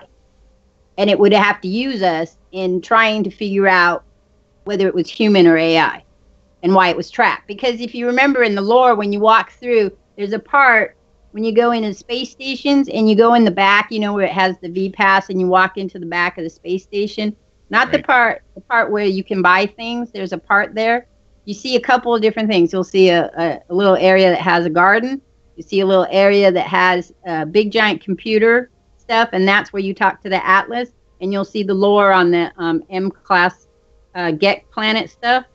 In that computer thing, when you're talking to the Atlas, it has a hard time. It talks about how it can't see through the glass to its creator, And why can't it see to its creator? And what's going on? And it starts asking you all these existential questions about its existence.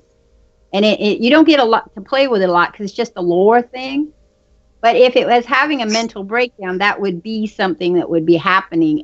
That's the questions it would be asking, because part of it's machine and part of it's not. Well, the being able to see your maker through the glass is, I think that is, there was a paper that was written. I think it's a reference to, but there was a paper that was written that if you were to create a simulation universe where the AI had free will, and we're trying to figure out their existence, that because the creator lives essentially in another dimension, they could never access the creator. So even though they might be aware of an intelligent designer, they couldn't reach it because the intelligent designer would be outside of the simulation. And I think that that's what's occurring with the Atlas, is that the Atlas is self-aware. The Atlas cannot enter the real world where its creator is. It's stuck in this simulation. Which would cause a mental break in an AI, because the AI would have enough intelligence. That's the hypothesis when they talk about AI in psychology and simulations and things like that. When you talk about the psychology of an artificial brain, an artificial brain would also be subject to mental health issues. And the most prominent mental health issue would be is I was created in mind of my creator, but I cannot actually reach my creator to ask those important questions. So if I could trap my creator within my own, entity and ask that questions, that would be the ideal thing.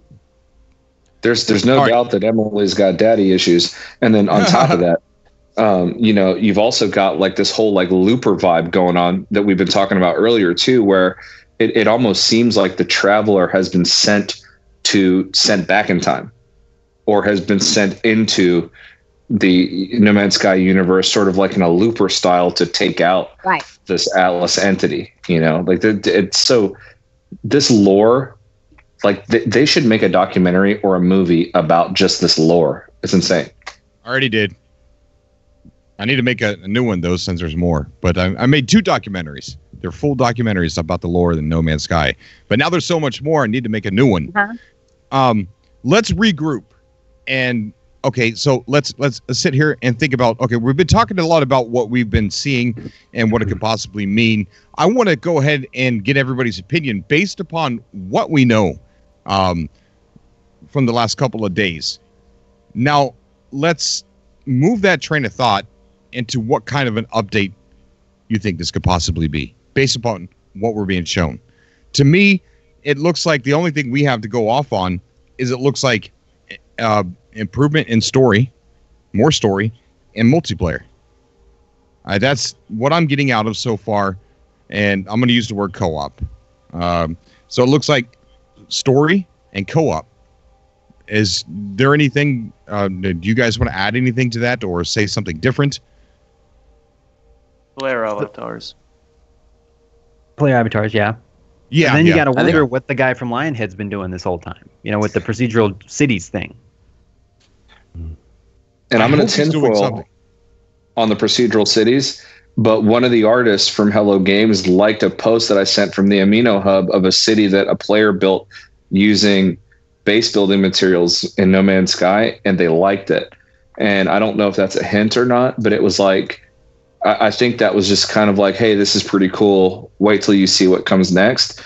Also, in your galactic map, they changed the appearance of it. So instead of you seeing these glowing orbs, when you select a star now, you see the star in the middle of the system and the rotationary patterns of the planets in their orbits around the star.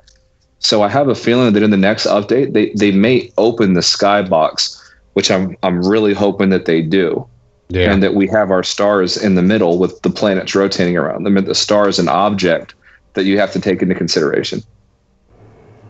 That'd be cool. Yeah. I would love procedural cities, or even like kind of governments that can, you can deal with, and other or authorities other than the Sentinels. I'd really like. It would definitely add more depth to kind of the strategy of going to certain systems and not. I would love that. I like that idea too. I want to see Sentinel, Loyalist. I want to see representatives of all the different races in No Man's Sky that are loyal to the Atlas and to the Sentinels. That you have to not only kill Sentinels on planets and stuff like that, but you've got to kill like Gek and Korvax and Vy'keen that are loyal to the Sentinel cause. That'd be sick. Yeah, that'd be cool too. It'd be also That would mean we cool have to have like see- NPCs that walk around though. And Yeah, do things. NPCs walking around and fighting Sentinels or fighting each other would be really cool. Yeah. Or Well, fighting us. Ground They combat. hired a visual. Yes. Or have like the pirates actually talk to you as they're attacking. Like a little screen come up and then like text. You know what I mean? Give them a personality. I want I have a whatever question. technology they have to maneuver, because the pirates can outmaneuver the hell out of me, no matter what ship I'm using. I hate them. Hey, Yeah, I'd like a rework of the ship combat. Panda, you play Valkyrie a lot.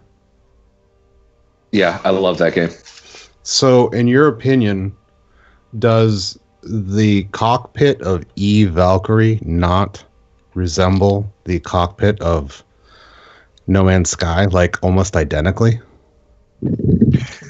On some of the ships, they're very, very close, especially with like the hologram system map. Yeah. It's Yeah. like very close. Yeah. Yeah, there's many times where I'm sitting in the cockpit of No Man's Sky and I'm going, this is modeled almost exactly like Valkyrie. So I know that a lot of people were kind of back and forth on the whole VR thing. I don't know that it's going to be a big part of the update, but I truly believe that since they've been working with VR for so long now, I don't doubt that it's probably part of the package. And if it's going to be part of the package, it's going to be a small part. It's kind of like 3D. 3D Right. is cool for people who don't get motion sickness and like headaches. Right. They love 3D. Everybody else, it's a gimmick. Right. And VR is the same thing. People get headaches and like motion sickness. A vast right. majority of people. For the people that don't, it's awesome. But most people do. And so it's always has to be approached as a gimmick. Yeah. Let me go ahead. I want to address somebody in the chat. Now I got to go back. Hold on 1 second. Okay, it's Maplosive. Maplosive says, honestly, this is very annoying. Why can't we just get the update? No one cares about Waking Titan. So let me go ahead and touch on that subject here for a little bit. You got people who are saying that they want Hello Games to say hello, that they want Hello Games to be more communicated with their community. Then you got people saying they want the update. Regardless of Waking Titan, whether you like it or not, Hello Games has a date that they're going to be releasing this update. Now, they could come out and tell you it's not going to be until May 1st, April 1st, June 1st. Okay? They can come out and tell you what that date is, and then you just got to sit on our thumbs and wait and be upset. Instead, they created Waking Titan to be able to interact with the community, get everybody excited and involved and learning about the lore. You know, the more you don't pay attention and think it's annoying, the more you're going to be lost about what the heck's going on in No Man's Sky, because a lot of things are being told to us that are very important into the story of No Man's Sky. Yeah. And so if you're ignoring that, then you really can't be on the side of the fence that's saying they need to communicate with us. You know, you can't be on that side if you're ignoring it, because this is exactly what this is designed to do, is communicate with the community, be engaged in a community. I mean, do we want a tweet, or do we want a development company who is getting people together in the real world and doing live events, going to New York City, meeting people for the very first time, getting people locked into a room and watching an amazing, smart kid solve the puzzles that adults couldn't solve? That was amazing, right? I wouldn't trade that for a tweet any day. I wouldn't trade that for a 5-minute video any day. I mean, that is amazing. So while you're waiting for the whatever date that they plan on releasing No Man's Sky's update, we may as well have fun and getting together and getting engaged and being cordial with each other and excited about the update and talking and speculating while we're waiting for whatever date they want to release it. Yeah. That's how I see Waking Titan. And, I mean, whether you like it or not. Yeah. And that's saying how it is. And saying nobody cares about Waking Titan, I think that's 100% just the opposite. I mean, look at the community that's here tonight, and look at Reddit, and it's exploding. I mean, I think if you took a poll in terms of the people who play No Man's Sky, whether they like Waking Titan or they don't, they just want the update, I think you're going to find the majority of the community enjoy Waking Titan and the whole lore and being engaged with what Hello Games has set out for us to do. I mean, it's just enjoyable. This is the most unique thing I have ever seen regarding the relationship between the developer and its community. Like, absolutely. Was there anything similar ever? Well, I'm gonna add to that as well too. So most AAA titles out there have had some sort of an ARG for their game on a small scale. Right. People have to realize that, but most people don't notice that. People have to realize that if you don't know anything about the ARG, updates are going to come and go, and it's just one day of the week out of the next. And it's because you're aware of the ARG, but you don't want to participate, that it's obvious to you that it seems like just go ahead and bring the update on. This is a waste of time. But you also have to think, the people that stuck behind and continued to play No Man's Sky despite the release, despite the controversy, despite this and that, and the hate and everything else, we are very similar in terms of how we think and what we like. We like the lore. We like the stories. We like the other experiences. We like most of us like the ARG because we're all similar people, because we've been sticking with the game for almost 2 years. Right. So a majority of the No Man's Sky community actually really likes this ARG and view this as communication with Hello Games. Yeah, I view it as part of my $60 that I paid 2 years ago. I mean, holy cow! It's like it's free DLC. Pretty true that. It's like, holy cow, man! This is great. Well, when you look at the entertainment business too, in the last 10 years, the whole concept of having not just like, if you look at movies, we'll take The Matrix. The Matrix movies not just had the movies; they had books. They had animation that went in between the movies. They had video games that were actually, the video game was created to be separate from the movie so that you intercede that part of the game into the lore of the movies. So this has been going on for a really long time, and I have always enjoyed them. I like when there's that extended of the lore further out and you get to have fun while you're waiting the next setup that's coming. That was great for The Matrix. I loved it because, you were waiting so long for the movies to come out and you have all this other stuff to keep you occupied. It's way better than just sitting around and then waiting and then one of the games pops up, but you kind of lose connection to that lore, except if you go back like me and play it over and over again. You kind of, Assassin's Creed's another one. It has all kinds of different video games that aren't even on the regular platforms. It had the DS and then the Game Boy, and it had comic books, and it had art books, and it had everything to keep your mind always and a feature film. The characters and the and the film. And I love the film. Nobody else, not very few people except those who didn't go to see it at the movie. It did much better outside of the theater. But when you put it together with all the rest of the stuff, it's just there to keep you connected to the lore that you enjoy. And so that's why I like ARG by itself for that particular reason. I don't have any expectations. I tell this every time we play. I don't have any expectations of what the update will bring. Whatever it brings, I'm sure I'm going to enjoy it just for the fact that I already enjoy the game. So whatever they add is going to be as a bonus. Exactly. I want more of the lore. And to the guy that said, we got a donation and an awesome comment from Jason E. I'm sorry, just let me read his comment real quick. Why do people assume scrapping the ARG will expedite the release of an update? It's not like they have developers working on the ARG. Right. You're right. Very good point. Exactly right. Yeah. And it's just a fun way because, they have a date set. They know when they want to release this update. And there's probably a reason why there's a certain date. So instead of, doing nothing while we're waiting, or reading random tweets about how Sean Murray's bathroom break went. Let's have a cool, exciting sci-fi. I mean, what a sci-fi. Thank you so much, Jason E. I'm sorry. Thank you so much, buddy. Hashtag Jason E in the chat. What a cool, mysterious way that this thing is. Where, think about Hello Games. They're not even breaking character. Yeah, no. Sean Murray, he tweeted today, and but still, that kind of plays into the mystery of the whole thing. It's like there's something to be read in that. Just like the whole Black Mirror tweet.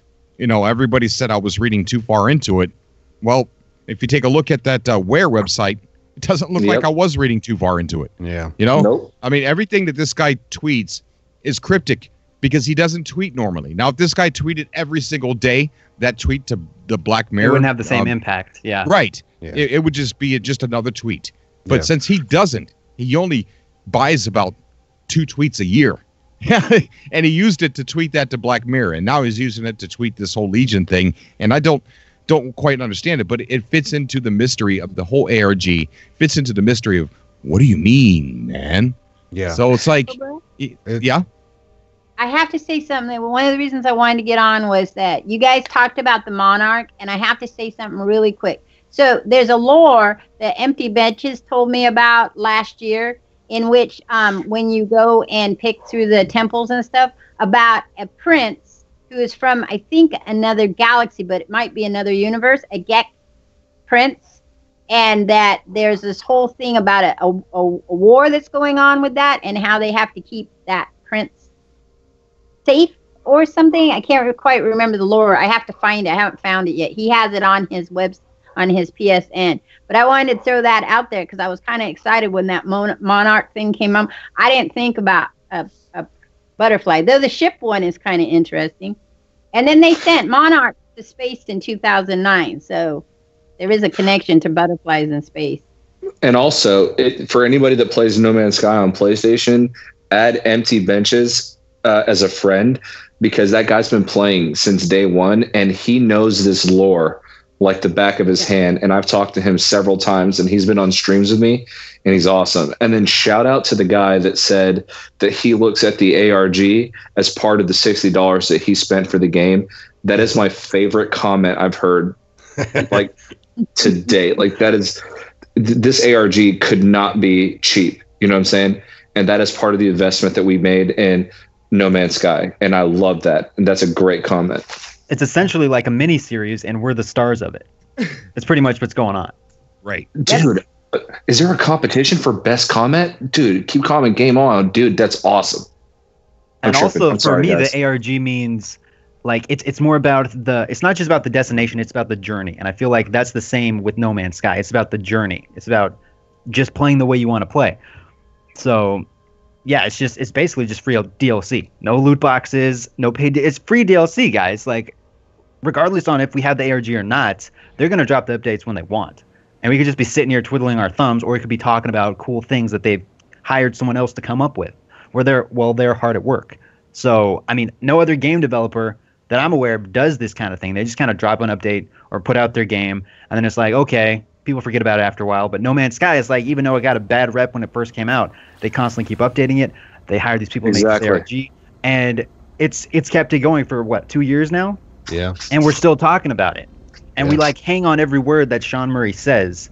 And I was really, I applaud Jared for doing the say hello thing, and it would be nice to have more communication. But at the same time, it's like, if, like Cobra said, if Sean Murray was just talking every day, his tweets wouldn't have the same weight, and I don't think it wouldn't have the same impact. Yeah, and they're not about to change. They're not about to change. It's just how they do things. Yeah, exactly. But even still, I think that, that was during the downtime of Awakened Titan 2. So I think this says, I think Jared would probably agree that this, resurgence of Waking Titan is just as good, if not better, as them saying hello. Yeah, it's their way of saying hello. It's their way of communicating with the fan base and their fans. The only gripe I would have about Waking Titan is I wish that it was more I don't know how to say this. I wish there was more production to it. So I wish we weren't just looking at the status update happen, and then that's just knowledge. We have to file that away. I wish that they would release these cool produced videos, like cutscenes and just like not even Hello Games making them, but Allison Smith just making these really cool production sci-fi shorts that also tell the story as well. You know, I kind of like what they did with the Twitch, like with Elizabeth Layton. Exactly. Yes. Right. I wish that there was more of that. There seems to be just a little bit. I mean, it's great for the imagination, but it feels like it's a text-based game, you know, where we just watch it happen on the console on Waking Titan, then we get this little bit of information here, and then we find out this website's over there. I just wish that maybe at certain points, not all the time, that we would get a nice little 5 to 10 minute, like a good example of this is Entropy. Entropy is an amazing ARG, and I'm not going to mislead people. I was told not to, I was asked not to directly say it's not connected, but never say that it is. But I'm going to, I think that it's important that people know that it's not connected to Waking Titan. But the way that Entropy is playing itself out with these little video clips and cool special effects and things like that, I think is cool. And I kind of wish I could see that out of Waking Titan. That's my only gripe about it. But it kind of does fit in with the way No Man's Sky is, though, because in No Man's Sky, we're kind of told everything. You know, we're not shown cutscenes. We're not none of this. We're just kind of told what's going on by NPCs and whatnot. Same with Waking Titan. But the production would be cool if there were like these cutscenes or these, and the kind of radio thing where they have the radio stations. That was interesting. Yeah. But you know, more stuff like that. I'm wondering if we'll see Emily again. Yes. Oh, she said we would. We got to see her again. Well, yeah, right? I mean, she said she was going away for a while. I'm wondering if we'll see her this episode or a future episode. I hope so. Do you mean in game or in ARG? ARG. Do you want to see Emily in game or in ARG? ARG. I'd like to see her in game. I'd like to see her as a lore come up in the game, even if it's as her changed into the Atlas. I'd like to see that complete, like, even if it's just lore, I'd like to have that information. And then I'd like to have lore treasure hunts. I think that would be awesome to be able to go through the temples and all that stuff and hit each one as a thing. When you're talking about, that's the only thing I would love to see, something a little more interactive that way. You could even pick up the information from Waking Titan and then use it in the game. Would be a big plus. And I'll tell you what about Emily, the girl that played her. I'd like to see her actually do something. Like, I want to see her get a lot more credit and exposure for her work with Waking Titan, because her character was very believable, and there was actually an argument that was taking place as to whether or not she was an NPC in the Waking Titan ARG. Her character was that believable, and I'd love to see her again, and I want her to see her in more things. Like back, or we see her again. I'm a little afraid to say or think that we would see her again in the ARG, because technically, when the update released, she's the Atlas, so we did see her again. So I don't know if that counts, or if she's referring to actually seeing her again within the ARG, which I hope that's the case. Because I don't expect the NPCs to move in this next update. But multiplayer and bandwidth and all that stuff they talk about in the tiers, I think it's going to be a multiplayer update. Whatever. I do too. 100%. I'm super excited for it too. I really hope that there's really cool stuff that comes along with that. You know, like hubs, hub functionality and trading functionality, and just really cool things like multi-person ships. You know. Oh man. Yeah, that'd be crazy. That would be really awesome. Meeting up at space stations together, seeing each other's ships, ship customization. I could go on and on and on, and you get so hyped. You really do.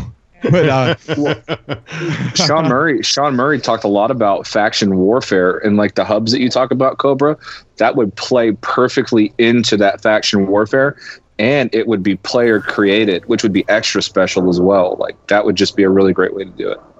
Yeah. What if you could have like gunships, and it's like a 2-person ship or something, and one guy's manning the guns like in the Millennium Falcon, one guy's driving, one guy's like, you know what I mean? I think that would be cool. That would be cool. That'd be pretty awesome. I wish they'd just give us on a ship or something. Yeah, I wish they'd just give us a little snippet. You know what? Way back in the early days when we were like zooming in on pictures of what they would have on a whiteboard, and we were able to zoom in on like pictures that they were working on vehicles or animals. I miss those days because we would pore over those pictures for hours and hours. And Cobra, you did multiple episodes.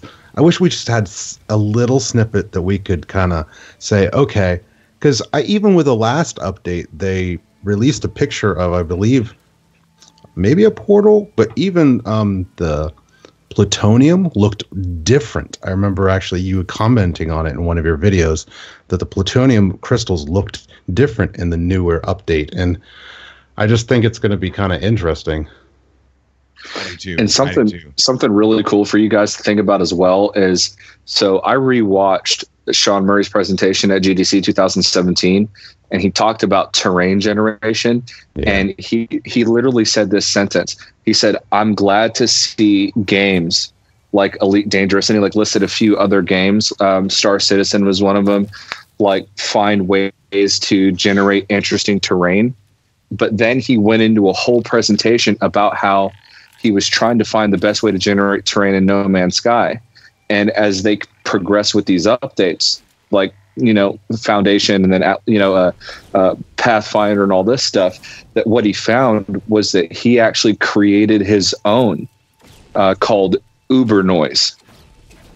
And because when they talk about generating terrain, they talk about noise waves and then mapping around the waves that you get in a three-dimensional plane to create the terrain. So he created something called Uber Noise. And Uber Noise is using all of the different types of terrain data out there to generate procedural terrain. And it's something that he wants to see utilized more in gaming. So if anybody ever asks, how is Sean Murray going to change video games in the future or procedural generation in the future? You can start with terrain, because he created his own terrain generation system that I think that we're going to get a really good taste of in this next update called Uber Noise. Just something to think about. Yeah, it is. Yes. Hey, Cobra, I heard that you're putting on a No Man's Sky con. Yes, ma'am. That true? Yes, Where ma'am. are you planning on having that con? It's going to be over the interwebs. It's good. We can't get together. There's no way. I can't organize any physical event. So what we're going to do is we're going to hold it over the channel here, and we're going to be streaming multiple people's channels. So if you got people you want to party with, put on your camera. We'll put you on stream there. We're going to have events. We're going to be doing some giveaways. If that goes through, worried. I'm super worried. Who is doing the actual giveaway tomorrow? Who is actually doing the actual giveaway? Right. I don't know. What? Well, where was it posted? It was mentioned by Ware on the Discord, saying that one of their partners is going to be doing a giveaway tomorrow. That's all they said. Now, okay, here's my issue is there's a line here that we have to be careful of. Is there actually going to be a physical giveaway? And I only say this because the ARG is not, it's not real. Even with the commercials that they did last year and having fun with Howard Stern and whatnot like that, none of it was actually real. It was just part of the ARG. Right. If this is part of the ARG, are we actually going physical now? Are they actually going to have real giveaways, or is that just part of the lore? Even before they did like the Atlas passes. Well, yeah, they did giveaways before. They gave away like hundreds of copies of the game during Waking Titan. Right. There were giveaways then, and we could possibly be seeing something like that again with more copies of No Man's Sky, or more Atlas passes, or more gerbil food.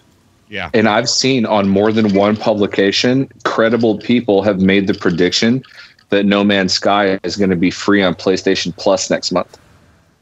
Now, when are we going to know that for sure? I heard that rumor too. The week before the games are actually available, most publications that are reputable will have a list, a for sure list of what will be available to PlayStation Plus. And the reputable sites that I've been to before that I always go to know what's coming with PlayStation Plus for free before I go to GameStop and buy it, they have always been right. And there's 3 games that they say are one of them for sure is going to be the PlayStation Plus game next month. And they think that No Man's Sky is one of them. But at the time that I read the article, they weren't 100% sure.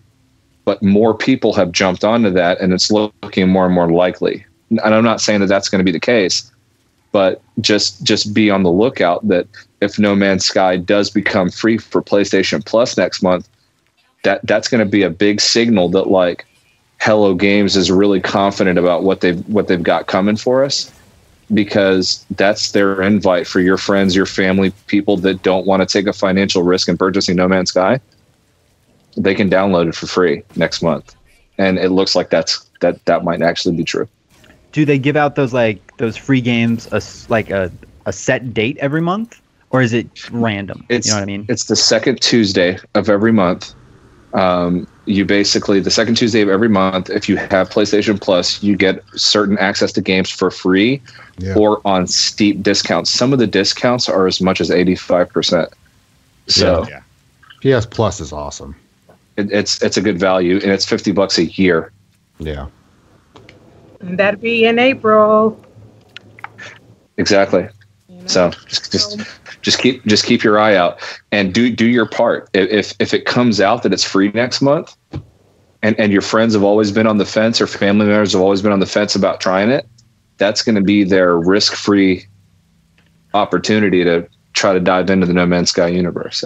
So let's say they do give it away free through the PlayStation Plus. Do you think they would give it away free after this big update or before the update? You know what I mean? Because if it's free, it gets more people in there. But then if the update comes out and it's like really awesome, that would encourage people to go out and buy it that don't already have it. Yeah, marketing would say that you should do it before the update. Before the update, because then if you want to play the update, you're going to have to pay for it. A lot of people are saying it's the first Tuesday of every month. That's right. It's the first Tuesday of every month. That's right. The third. Sorry. That's next week. So shouldn't we hear a confirmation already? It might be out there. I haven't looked today at all. But somebody I know looked today and said they didn't see it. Man, that sucks. It was still showing this month's March's. Well, they're looking on PSN. Panda, while you're on the show, could you check those sources, those channels that you're talking about? Yeah, I'll go to it right now. Okay. Yeah, because that's less than a week away. Yeah, for me, I feel like they wouldn't give it away free after the update. It would be like a before the update thing. Yeah, I agree with you, Adam. Because if you're going to put all that time and resources into making this big thing, you want to get some return from that. Yeah. Because they can't keep living off what they made from the original launch. You know what I mean? Eventually, that money's going to run out. Yeah, and even the influx of new people isn't going to be a whole bunch. And if they're not charging for the update, if it's going to be free, they got to get some of that cash back. You know what I mean? It's just any business has to survive some way, and you don't survive by giving away your stuff for free. Even if it is free updates, you want people to buy your game. Well, imagine that business. Imagine that business motto there. So they got at least 3 that I know for sure, former Lionhead devs that just got hired by No Man's Sky or by Hello Games. So Sean Murray says, all right, I'm going to pay you. I don't know what devs make, but let's just say I'm going to pay you $60,000, you $80,000, and your worth based on your commitment that I need you to have with the game is going to be $100,000. Okay, so that's your salaries. You're coming on board. Now I'm going to pay you, and I'm not going to want to make money. I just want you to make free updates. We're going to give them away for free. We're not going to make a single penny. You know what I mean? So something's got to give at some point. Yeah. Yeah. I have a question. Like, do we know how big the Hello team is? Like, do we have a set number? Not at this point. I'm lost on that. I used to know, but so many people have left. People have gotten hired. There's some people that are working there that they're not stating that they are. Right. Okay. Because like if they're getting paid like let's say $20 an hour or whatever, and they've eventually money's going to dry up if you got all these people working on it. Yeah. And I don't think they want to start charging for updates. Maybe way down the line once they get No Man's Sky to where they want it to be. But yeah, so Well, I feel like they're not going to give it away free before the update. Well, with what Cobra was saying before, in terms of, I think they should and maybe are hopefully setting this game up to be self-sufficient. I don't think they want to keep on doing updates, and I don't even know how long they're going to be doing updates. I think that they are going to try to set this up to be self-sufficient so that it just kind of stands on its own. And maybe this is the last update. Maybe there's one more, but I certainly can't see them doing much more than that. I mean, that would just be suicide for them as a company. They need to move Minecraft, on. it's like they're not adding story stuff to Minecraft. I mean, they made the Minecraft story mode or whatever, different game. But yeah, if they give us the tools, and they give us multiplayer, quests or whatever that randomly generate, they're good.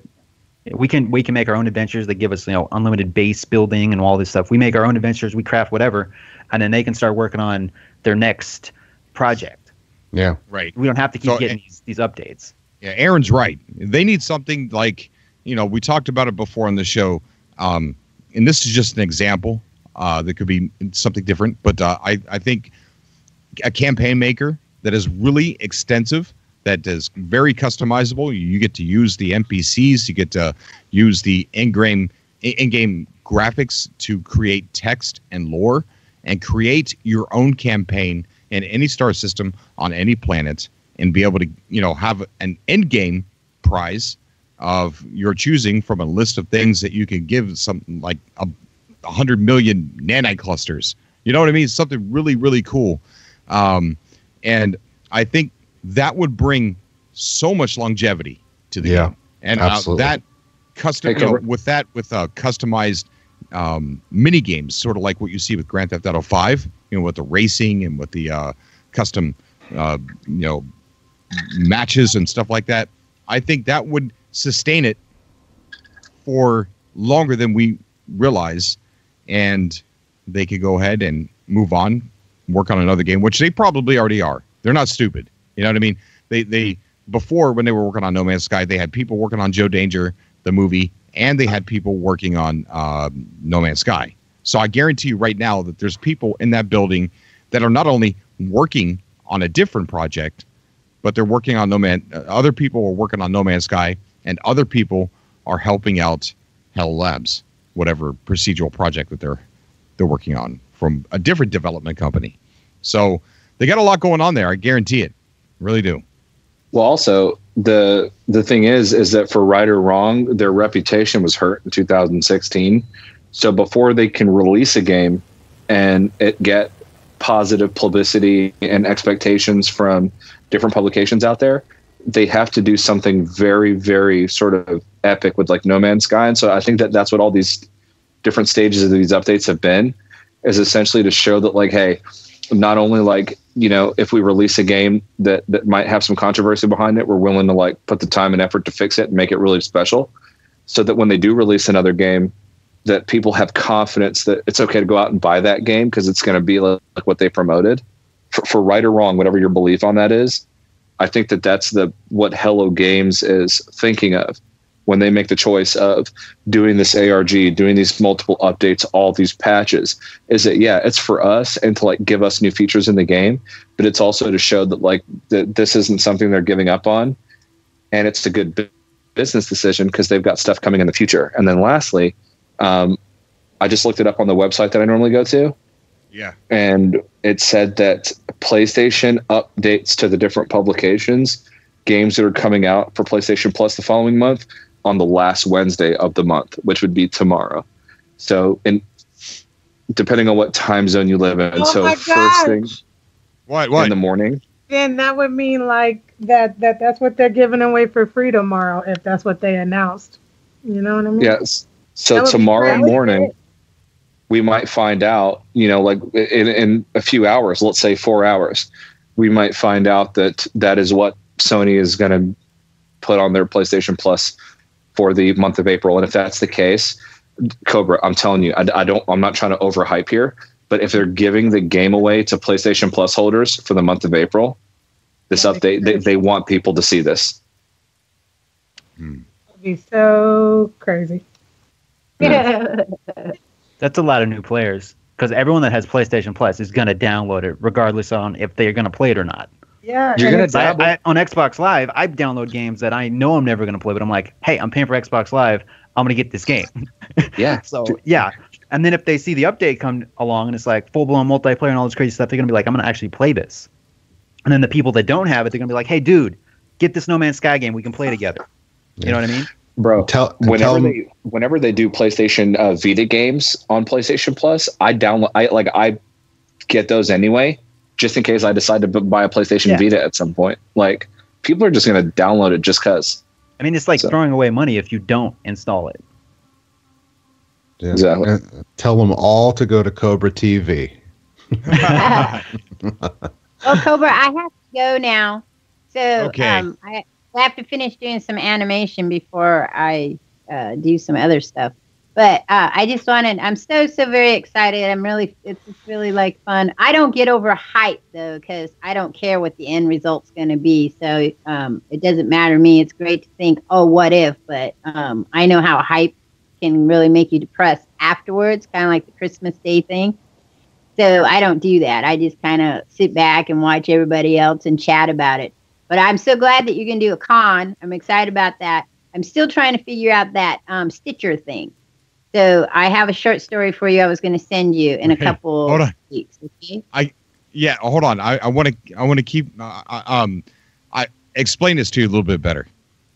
So, Cobra TV GNN is a place where I have people who are can, if they want to be an author, they could be an author on the site and pretty much talk about whatever they want and broadcast their YouTube channels, post their videos on there and everything, write articles and whatnot. Stitcher is a podcast site where this is going to be uploaded to, and you'll be able to listen to it rather than watch it. So Stitcher has nothing to do with you writing for Cobra TV GNN. Okay, that makes better sense to me. Then I was like really confused. Cobra, didn't you have this thing though where you could leave voice messages for the show? I think that's what she's talking about. No. I asked. No. She asked if she wanted to be an author, okay. and she keeps thinking Stitcher. So she probably is going to Stitcher and like, I don't understand. What do you want me to do? Right. So I was all like Cobra lied to me. I'm pretty stupid, so I was like, I'll just wait and ask him when You're not stupid. You can hear it in his brain, and that makes more sense. So I just send you my story through your Gmail to you, and you can look at it. So, okay, sure. All right, I'll guys, keep a look at it. You all have a very nice evening, and I can't wait to see what happens tomorrow and the rest of the week, and I'll try to catch you again in the next podcast or maybe an early morning. Love you, Cobra. You're doing a great job. Have a good night. See ya. Bye, guys. Have a good night, Bye. Yep. So I wonder if that's what Ware's talking about tomorrow with the giveaway. Yeah, makes sense. Could be. I've been talking about that for 10 minutes, and I didn't even make that connection. That's pretty smart. So as far as what Grammy said, she doesn't want to get too overhyped. I beg to differ. I don't know. Maybe I'm just old or old enough to be able to take letdowns pretty simple. Oh well, it's not what I thought. It's cool though. But I love being overhyped. I love being excited. It makes me feel good. It makes me happy. I love thinking about the possibilities, and I know how to deal with those letdowns if that's not the case. I don't know how you guys feel about it, but I think these times where we get hyped and excited, I think they're great. I think excitement is a very good thing. Yeah. There's even in No Man's Sky, every time I go to a new planet, I'm like, is this planet going to be great? Is this going to suck? Sometimes I'm let down, but I'm like, there's another planet just over the horizon. You know what I mean? It's about the excitement and the community coming together and just enjoying something. With the last update. My opinion is people need to stop being children. Like, speculation is okay. It's okay to dream about what might come. The problem is when that becomes expectation. And we should all be grown enough to know that speculation doesn't equal expectation. We can have fun and talk about and dream about what we want to see out of this game. The problem is when you start expecting that in your head. And I think that that's what went wrong in 2016, because what came out in August 2016 could have never changed, and I'd still be playing it today. because I metered my expectations correctly. Speculation is fine as long as you know that's what it is. It's not even that. Throughout the whole time of development, I don't know how many of you remembered me saying that this is going to be an ambient game. It's going to make your own adventure. You know, back then, we didn't even know that there was going to be, we were told there was going to be lore, but they were also saying little to no text in the game, right? So the big mystery was, how are they going to tell us that lore if there's little or no text in the game? That was a big question we always asked here on the channel, but I always said this is a make your own adventure game, make your own story. It's a backdrop to, you know, it's a role play machine, you know, and exactly one of the things that people didn't, you know, I'm doing an interview right now with an author for a website, and he's asking me a bunch of questions about, you know, what do I think happened and this and that, and the overall theme that I keep telling him in every one of his questions, and I don't know if this is going to be a positive or a negative outlook on No Man's Sky on his part, but I keep telling him the overarching theme is people ignored a lot of things. They ignored Sean Murray in 2014 when he said a lot of things are possible with No Man's Sky, but when it releases, not everything will be possible, but they feel like they're going to be working on the game for a very long time, even after it ships. You know?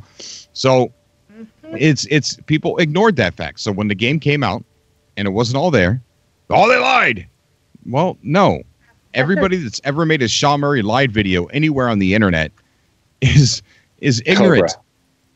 Sean Murray, they just don't go and look at those interviews is the problem. Dude, these words literally came out of his mouth. Somebody asked Sean Murray if there's going to be multiplayer in No Man's Sky, and this is what he said this. He goes, there's going to be the sense that it's a shared universe. Yeah, yeah. And then people just went multiplayer. He said multiplayer. He's a liar. He just said there's going to be the sense that it's a shared universe. He's talking about the discoveries when you scan animals and you name things.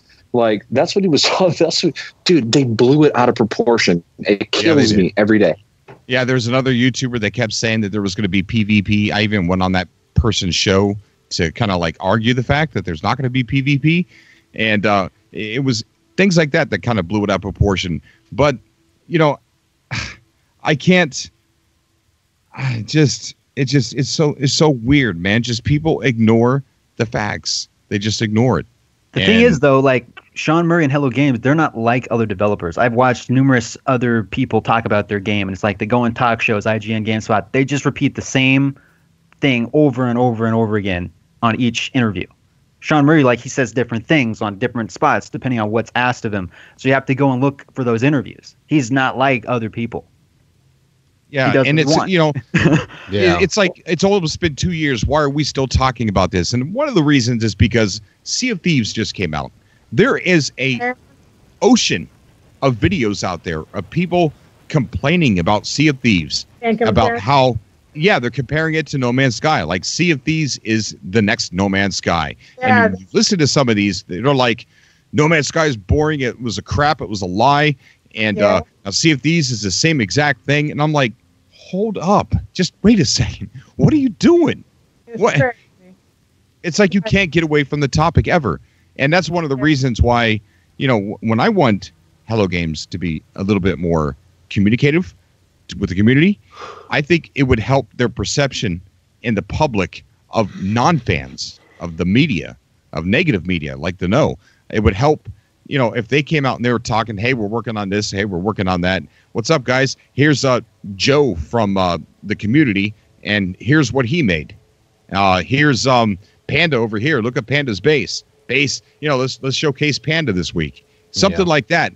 You know, and that way, the media, onlookers, non-fans, when they're looking at that stuff, they can't say anything because they're communicating with their fan base. They're sharing their stuff. That's the only reason why I would like to see Hello Games be more talkative with the community outside of Waking Titan. But again, at the end of the day, it's their company. They can run it the way they want. Yeah, I would think that their next game that they will try to approach it a bit differently, but I don't see them changing for the life of No Man's Sky. I don't believe that they're going to change their ways. But the next project, they could very well approach it differently and be very hands-on with the community. I got my bet. My bet is after Waking Titan's completely over, and they release this gargantuan update, and there's no more Waking Titan, I believe that they will be more active in the community. Yeah, I really do. Because I think agree. they don't want to break character right now with them. But it's up to us that when you see like those comments online, just ask them a question. Like when Sean Murray did that post today, somebody commented and said, "Where's my refund? You lied about that." Yeah, I saw your argument. That was hilarious. Yeah, you were like, dude. You're like, I wish I could meet some of these people in real life. Not only that, but I asked the guy. I said, "Dude, when you get a quarter pounder from McDonald's, do you weigh it? Do you weigh it? If it doesn't weigh a quarter pound, do you want your money back?" And the adverse argument is, what if they exceeded your expectations? Are you going to give them more money based on your formula? If they gave you more than what they told you, are you going to give them extra cash? Your argument doesn't hold up. It doesn't hold up in a court of law. It doesn't hold up in reality. And you're living in a fantasy land. Like, dude, it's marketing, it's advertising. They want you to buy the game. Like, you can't sue a movie company because the trailer got you excited, but the movie didn't. Like, these people are just, honestly, they're just trolls, and they're trying to get a rile out of us. They don't care one way or another. And the fact that we're just giving them that $60. They probably never even played No Man's Sky, to be honest. Yeah, I really believe that $60 hurt them. Like they spent that $60, and like 2 years later, they're like, bro, that $60 could have bought me 20 ramen noodle and 3 gallons of milk, and straight up, I'm mad. You know what I'm saying? Like, that meant a lot to them. See, Aaron's right. There's not these people out there that are hiding in corners, crying and mad and going insane over money they spent almost 2 years ago.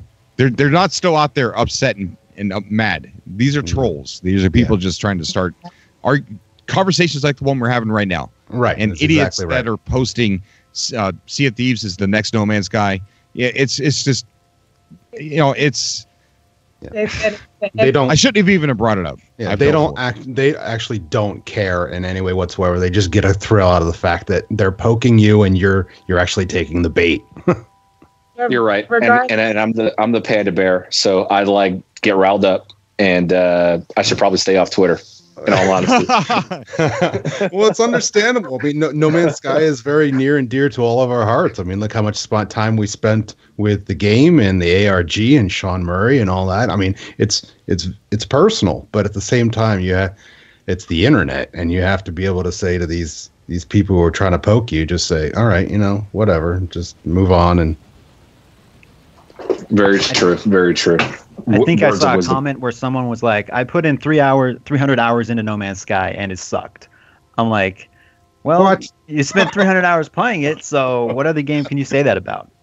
Or these people that have put like thousands of hours, like, I've ran out of stuff to do. Give me my money back. I'm like, guys, you put in all this time. You paid $60. What is that, like half a cent per hour? Right. Like, you know what I mean? You're so right, Adam. I mean, that's the funniest comments that I've ever seen anywhere about anything about a game. I put 500 hours into this, and the game sucks. Like, wait a minute. Do you realize what you just said? Say that again, man. Say that. Most of these AAA games are like 30-hour campaigns or under. It's like you didn't even put 30 hours into Uncharted. Like, other games can't hold my attention. When I buy like a new Call of Duty game or like just any game, I'll play for maybe like 2 or 3 hours, even if I paid $60. I paid $60 for Skyrim. I played like 8 hours. Never went back. Not because it's a bad game, just because games lose my interest. Like, it's just how I am. But No Man's Sky, I just passed the like 100-hour mark. And it's like my most played game on Steam. And I know other people have played way longer than I have, but it just keeps me coming back. And even if I go like a week or a month without playing, it's the only game where I can sit there and like, I look at the clock and 5 hours have gone by. And it feels like 30 minutes. Imagine you're dating somebody and you hate their guts, but you spent 100 hours with them. Exactly. Yeah. Joe in the chat saying, why is everybody so scared of the haters? I don't think anybody's scared of them. They're just a little bit annoyed. And then he goes on to say, we have the best community when we are the old. When we are old, we should make a come together and say, do you remember back in... Yeah, you're right. I remember back 100% agree. And that's one of the things we have together. We got history together. We were there before it. We rode that roller coaster. We rode the roller coaster when it released, and we're riding it right now together. So, yeah, And I don't even think Hello Games is concerned about the haters. Like, they know they have fans. They know they have a great community. And if they make another game and only that small community buys their thing, I think they're going to say, this is worth it, guys. We got something special here. And you know what I mean? Yeah, even if they just make another Joe Danger, right? And just us play it, just 137 people watching play it, I think Sean's gonna be like, you know what, this is worth it. Somebody enjoyed what I made. I made somebody's life a little bit better. You know what I mean? Yeah. Right. I love Elite Dangerous, but I can't say, Eric says people put that much time in Elite Dangerous, which is basically No Man's Sky with better graphics. Nah, and Elite Dangerous, not too much exploration. Can't get out of your ship, can't go to different worlds and experience landscapes beyond my imagination. Elite Dangerous is really cool. It's like a simulator. It's like you really feel like you're out there traveling through space, and there's consequences to messing up in Elite Dangerous. So both of those games have their own reason for existence, and they're both amazing. Exactly. I want to preface by saying this, that I play Elite Dangerous. I like the game a lot. I own it. Me and Hidden Jew Agenda play every now and again. There was a reviewer, he said that the problem with No Man's Sky was that everything starts to look the same and you don't have enough variation and you feel like you've seen the same animal time and time again. But his channel is like centered around Elite Dangerous. And this goes back to, I guess, Panda just being immature. But I went to his channel and I commented, how many animals have you seen in Elite Dangerous? What kind of variation? How many brown planets with no features have you seen? The games are good for different reasons. People need to stop comparing Star Citizen, No Man's Sky, Elite Dangerous, because they're totally different styles. Right. I'm so stoked that all of those games exist for us. You know what I mean? Like Star Citizen is completely different than No Man's Sky and Elite Dangerous, and Elite Dangerous is different than No Man's Sky, and they all have their own reasons to exist. And I would hate to have to pick one. I would hate that. And then we got Beyond Good and Evil 2 that's getting ready to come out. That's gonna blow your mind. I guarantee it. Oh my gosh! I don't think people believe me for that. You guys, well, I guess you guys do, but there's a lot of people that don't believe me. I got to record the video. I'm gonna record a full feature rundown, and then we're gonna break down after that. I'm gonna record that tomorrow. I found a nice featured list of everything about the game that we know so far, and I'm kind of just gonna run down that real quick to get everybody on board with what's in the game so far, what to expect, and then we're gonna go into subcategories of planets and multiplayer and customization, things like that. But the Beyond Good and Evil 2 is essentially gonna make a splash. It is. It's gonna make a big splash in the gaming world, and my only hope is that it doesn't get downsized. That's the only thing I hope. Yeah. After you started talking about it a bit. Oops. Did we lose somebody? Yep. Sean Murray hacked us. Even if Beyond Good and Evil is like half as good as it looks, I'll be fine with it. I'll be like, I'm good. Take my money. Yeah. Hey, I'm back. Exactly. Yeah. And nothing says we can't go out and play these other games. I mean, even Hello Games. I'm sure the people that are working on No Man's Sky play other games. Like, they'll get home from work. They're like, I'm going to play some I don't know, Flappy Bird or something. You know what I mean? I'm sure Sean Murray wouldn't have thought up No Man's Sky unless he played games during his childhood. All these different things. So nothing says we can't go out and play other games and talk about other stuff. It's Jacob Golding, the lead artist. He plays Monster Hunter World. He talked about it yesterday. Said he wanted help finding a specific creature and killing it. So they play other games. I mean, they're just somebody was getting ready to talk about Good and Evil. Yeah. Beyond Good and Evil. Go ahead. Yeah, my the cord for my headphones popped out, but I'm back. Okay, I'm excited. So Cobra, after you first kind of introduced Beyond Good and Evil on the That happened again. Oh, we didn't get any further. I know. This is like Waking Titan all over again. Same spot. You're teasing us. That's awesome. I hope it happens again. He's back. He's back. Okay. Quick, go, quick. Yeah, hurry. Before it happens again.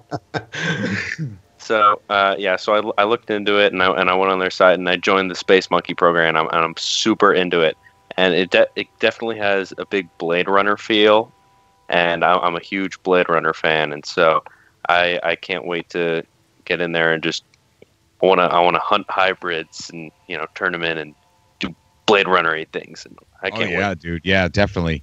I can't believe how close it is to the quality and features as it's not comparable to Star Citizen, but it is comparable as far as like features, and quality, like the space stations and the planetary landings and the cities that they're going to have in it.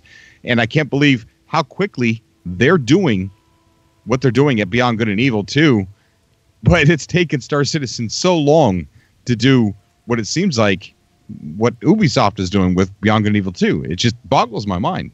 How big? Yeah, usually with AAA games, I'm kind of skeptical, but I'm glad it's Ubisoft doing this so that they can get it out faster, and we know we're gonna at least get something, Yeah. Do you know how big the team is by chance? I know they clue. said in their last live Space Monkey podcast that they've tripled in size. But so Ubisoft probably have a couple hundred programmers that work direct, not to mention freelance and contract. So they do definitely writing and stuff like that. So yeah. So and Beyond Good and Evil 2, you said you're going to be a human. Oh yeah. And you're going to be tracking down hybrids and turning them in. Yeah. You could play as a hybrid. That's also tracking down other hybrids. Yeah, I saw that. So I'm still trying to figure it out, but definitely I wanna be a Blade Runner or whatever that equivalent is. A hybrid tracking down hybrids is a Blade Runner, because Blade Runners are replicants. Yeah. And so are the people they hunt. Spoiler alert, if you haven't seen Blade Runner, I am so sorry. They got that one NPC that looks like a tiger. He was I think he was used as a hybrid tracker, and then he kind of escaped, and then he was now he lives in the underworld, and he does blood sports and things like that. So, oh my god, man, this game just gets me so excited. I can't wait. All the arena stuff, I'm so hyped for that. I know, man. So Cobra, I have a challenge for everybody in this call and everybody watching. Okay, this is No Man's Sky related. It's a challenge.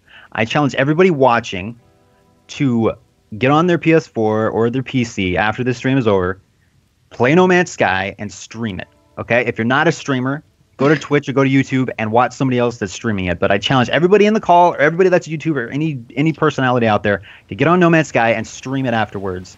And if you're not going to play it, like, just to watch somebody else's stream, I'll be streaming after this finishes up. I'll be streaming on my channel, and just go out there and stream the game. And let's see how many people we can get to play this and to watch. Because I think that something like that could bring the community together, and it'd be a fun way for us to just get to know each other a little bit better. So that's my challenge to everybody. That's a great idea. I think we should.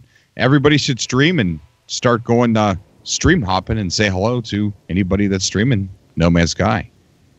Any advice out there to people who normally don't stream or don't talk in their streams? Please talk in your stream. Read the comments. Communicate with the people viewing. You're going to get a lot more views that way. It's the opposite of what I do on my channel. That's why no one watches my streams. I put a beanie on. I look like Ed, and Eddie, and no one watches it, and it's totally cool. Talking your streams. I never stop talking. I'm like always constantly talking. I'll sit there talking to myself half the time. But yeah, that's what I think. And that's why I think I love No Man's Sky so much, because whenever I stream, whenever I play No Man's Sky, I stream it. So even though I've never came across another player in the game, it still feels like a full-blown multiplayer game, because I'm always talking to all these people in the chat. And it just, if you haven't streamed it and played it, I encourage you to do it and just interact with the people watching. It's awesome. Trust me. What I think would be a good idea right now is if you guys do stream and you have No Man's Sky or videos or whatever, do like in the chat right there, start subscribing to each other. Let's support each other as a community. And this is not just about me and my channel. You guys are always welcome to come on the show here and shout out your YouTube channel, try and get people to come over to yours. And that's always been welcome here. And I've always tried to be an advocate in getting people's channels known. So anybody in the chat there, if you got something that you want other people to check out, just say, hey, check out my channel. Help each other out. Let's be a community that subscribes to each other, and let's be like a web, like a constellation. We're a constellation. That's why I love you. That's kind of what the whole say hello movement was about, like saying hello to each other. So yeah, get online, stream something, say hello. Cobra has given me an opportunity to go on and talk about my channel, and my channel has grown and benefited. And for people that sub to my channel and decide to be streamers or decide that they want to start streaming, I take the same model and I support them, and I sub their channel and I boost their channel and I retweet their stuff and I try to help them out. And if we all do that, if we all follow Cobra's lead and we all do that, like Adam was just about to say, that is like the best thing, guys. It's like we all support each other. Like after the release of this game, if you're still playing No Man's Sky, we're a family. And so we should treat each other like family. Exactly. Yes. I think how cool it will be if you like hop on YouTube and there's only maybe like 2 or 3 people streaming No Man's Sky. What if after this stream's over, you have like 30 people streaming No Man's Sky and everyone's just like, what is going on? Why are people streaming No Man's Sky? You know what I mean? Yeah. I think it'd be pretty cool. Yeah, definitely.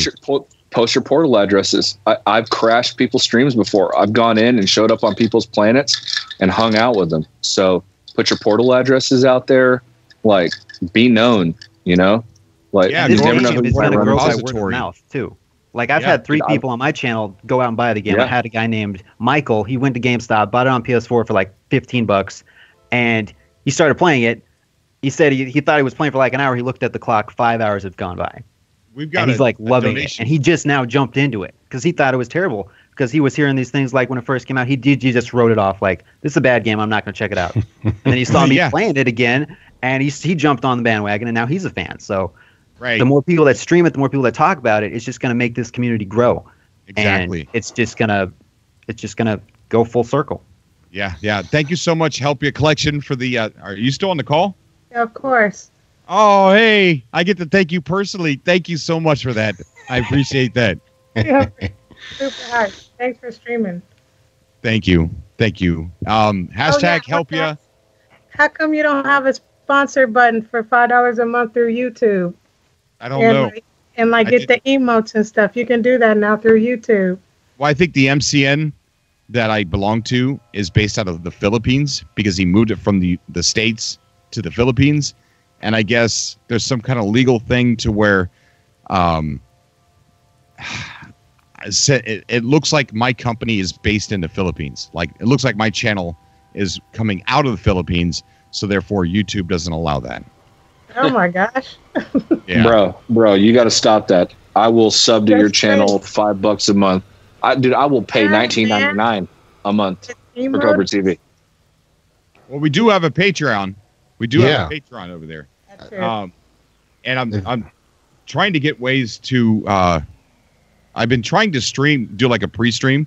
So I've been going on like at 9:30 and like talking to everybody in the Patreon, and then I'll upload that video and then I'll do the subcast. So it's been something new that I've been trying to do. That's cool. I might get on your Patreon. I've donated to your super chat several times, but I'm going to try to get on your Patreon then and like be like a member. And I went to Cobra GNN earlier today, and I really like that site, so I'll probably be visiting a lot. Now your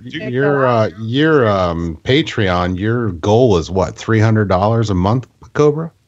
Yeah, well, there's separate tiers. There's more than one goal. Yeah. Yeah, so I see 134 people watching. If everybody chipped in a couple bucks, there you go. Cobra full time, Cobra TV. I ain't doing that. No. Yeah, done. No. You ain't doing it. We're doing it. Hey, we're everybody help Cobra quit his job. That's help right. Cobra retire. That's exactly right, man. Panda, if anybody's interested in being an author, but I'm going to ask you, since you brought it up, being an author over there on Cobra TV GN and writing your own articles, putting your own videos on there with a description of what's in it and why the video exists, let me know. All you got to do is just send me a Gmail address, and then I'll send you an invitation. I was going to talk to you about that because I write stories and stuff like that too for like the Amino Hub and NMS Cafe, and I want to participate in Cobra TV GNN.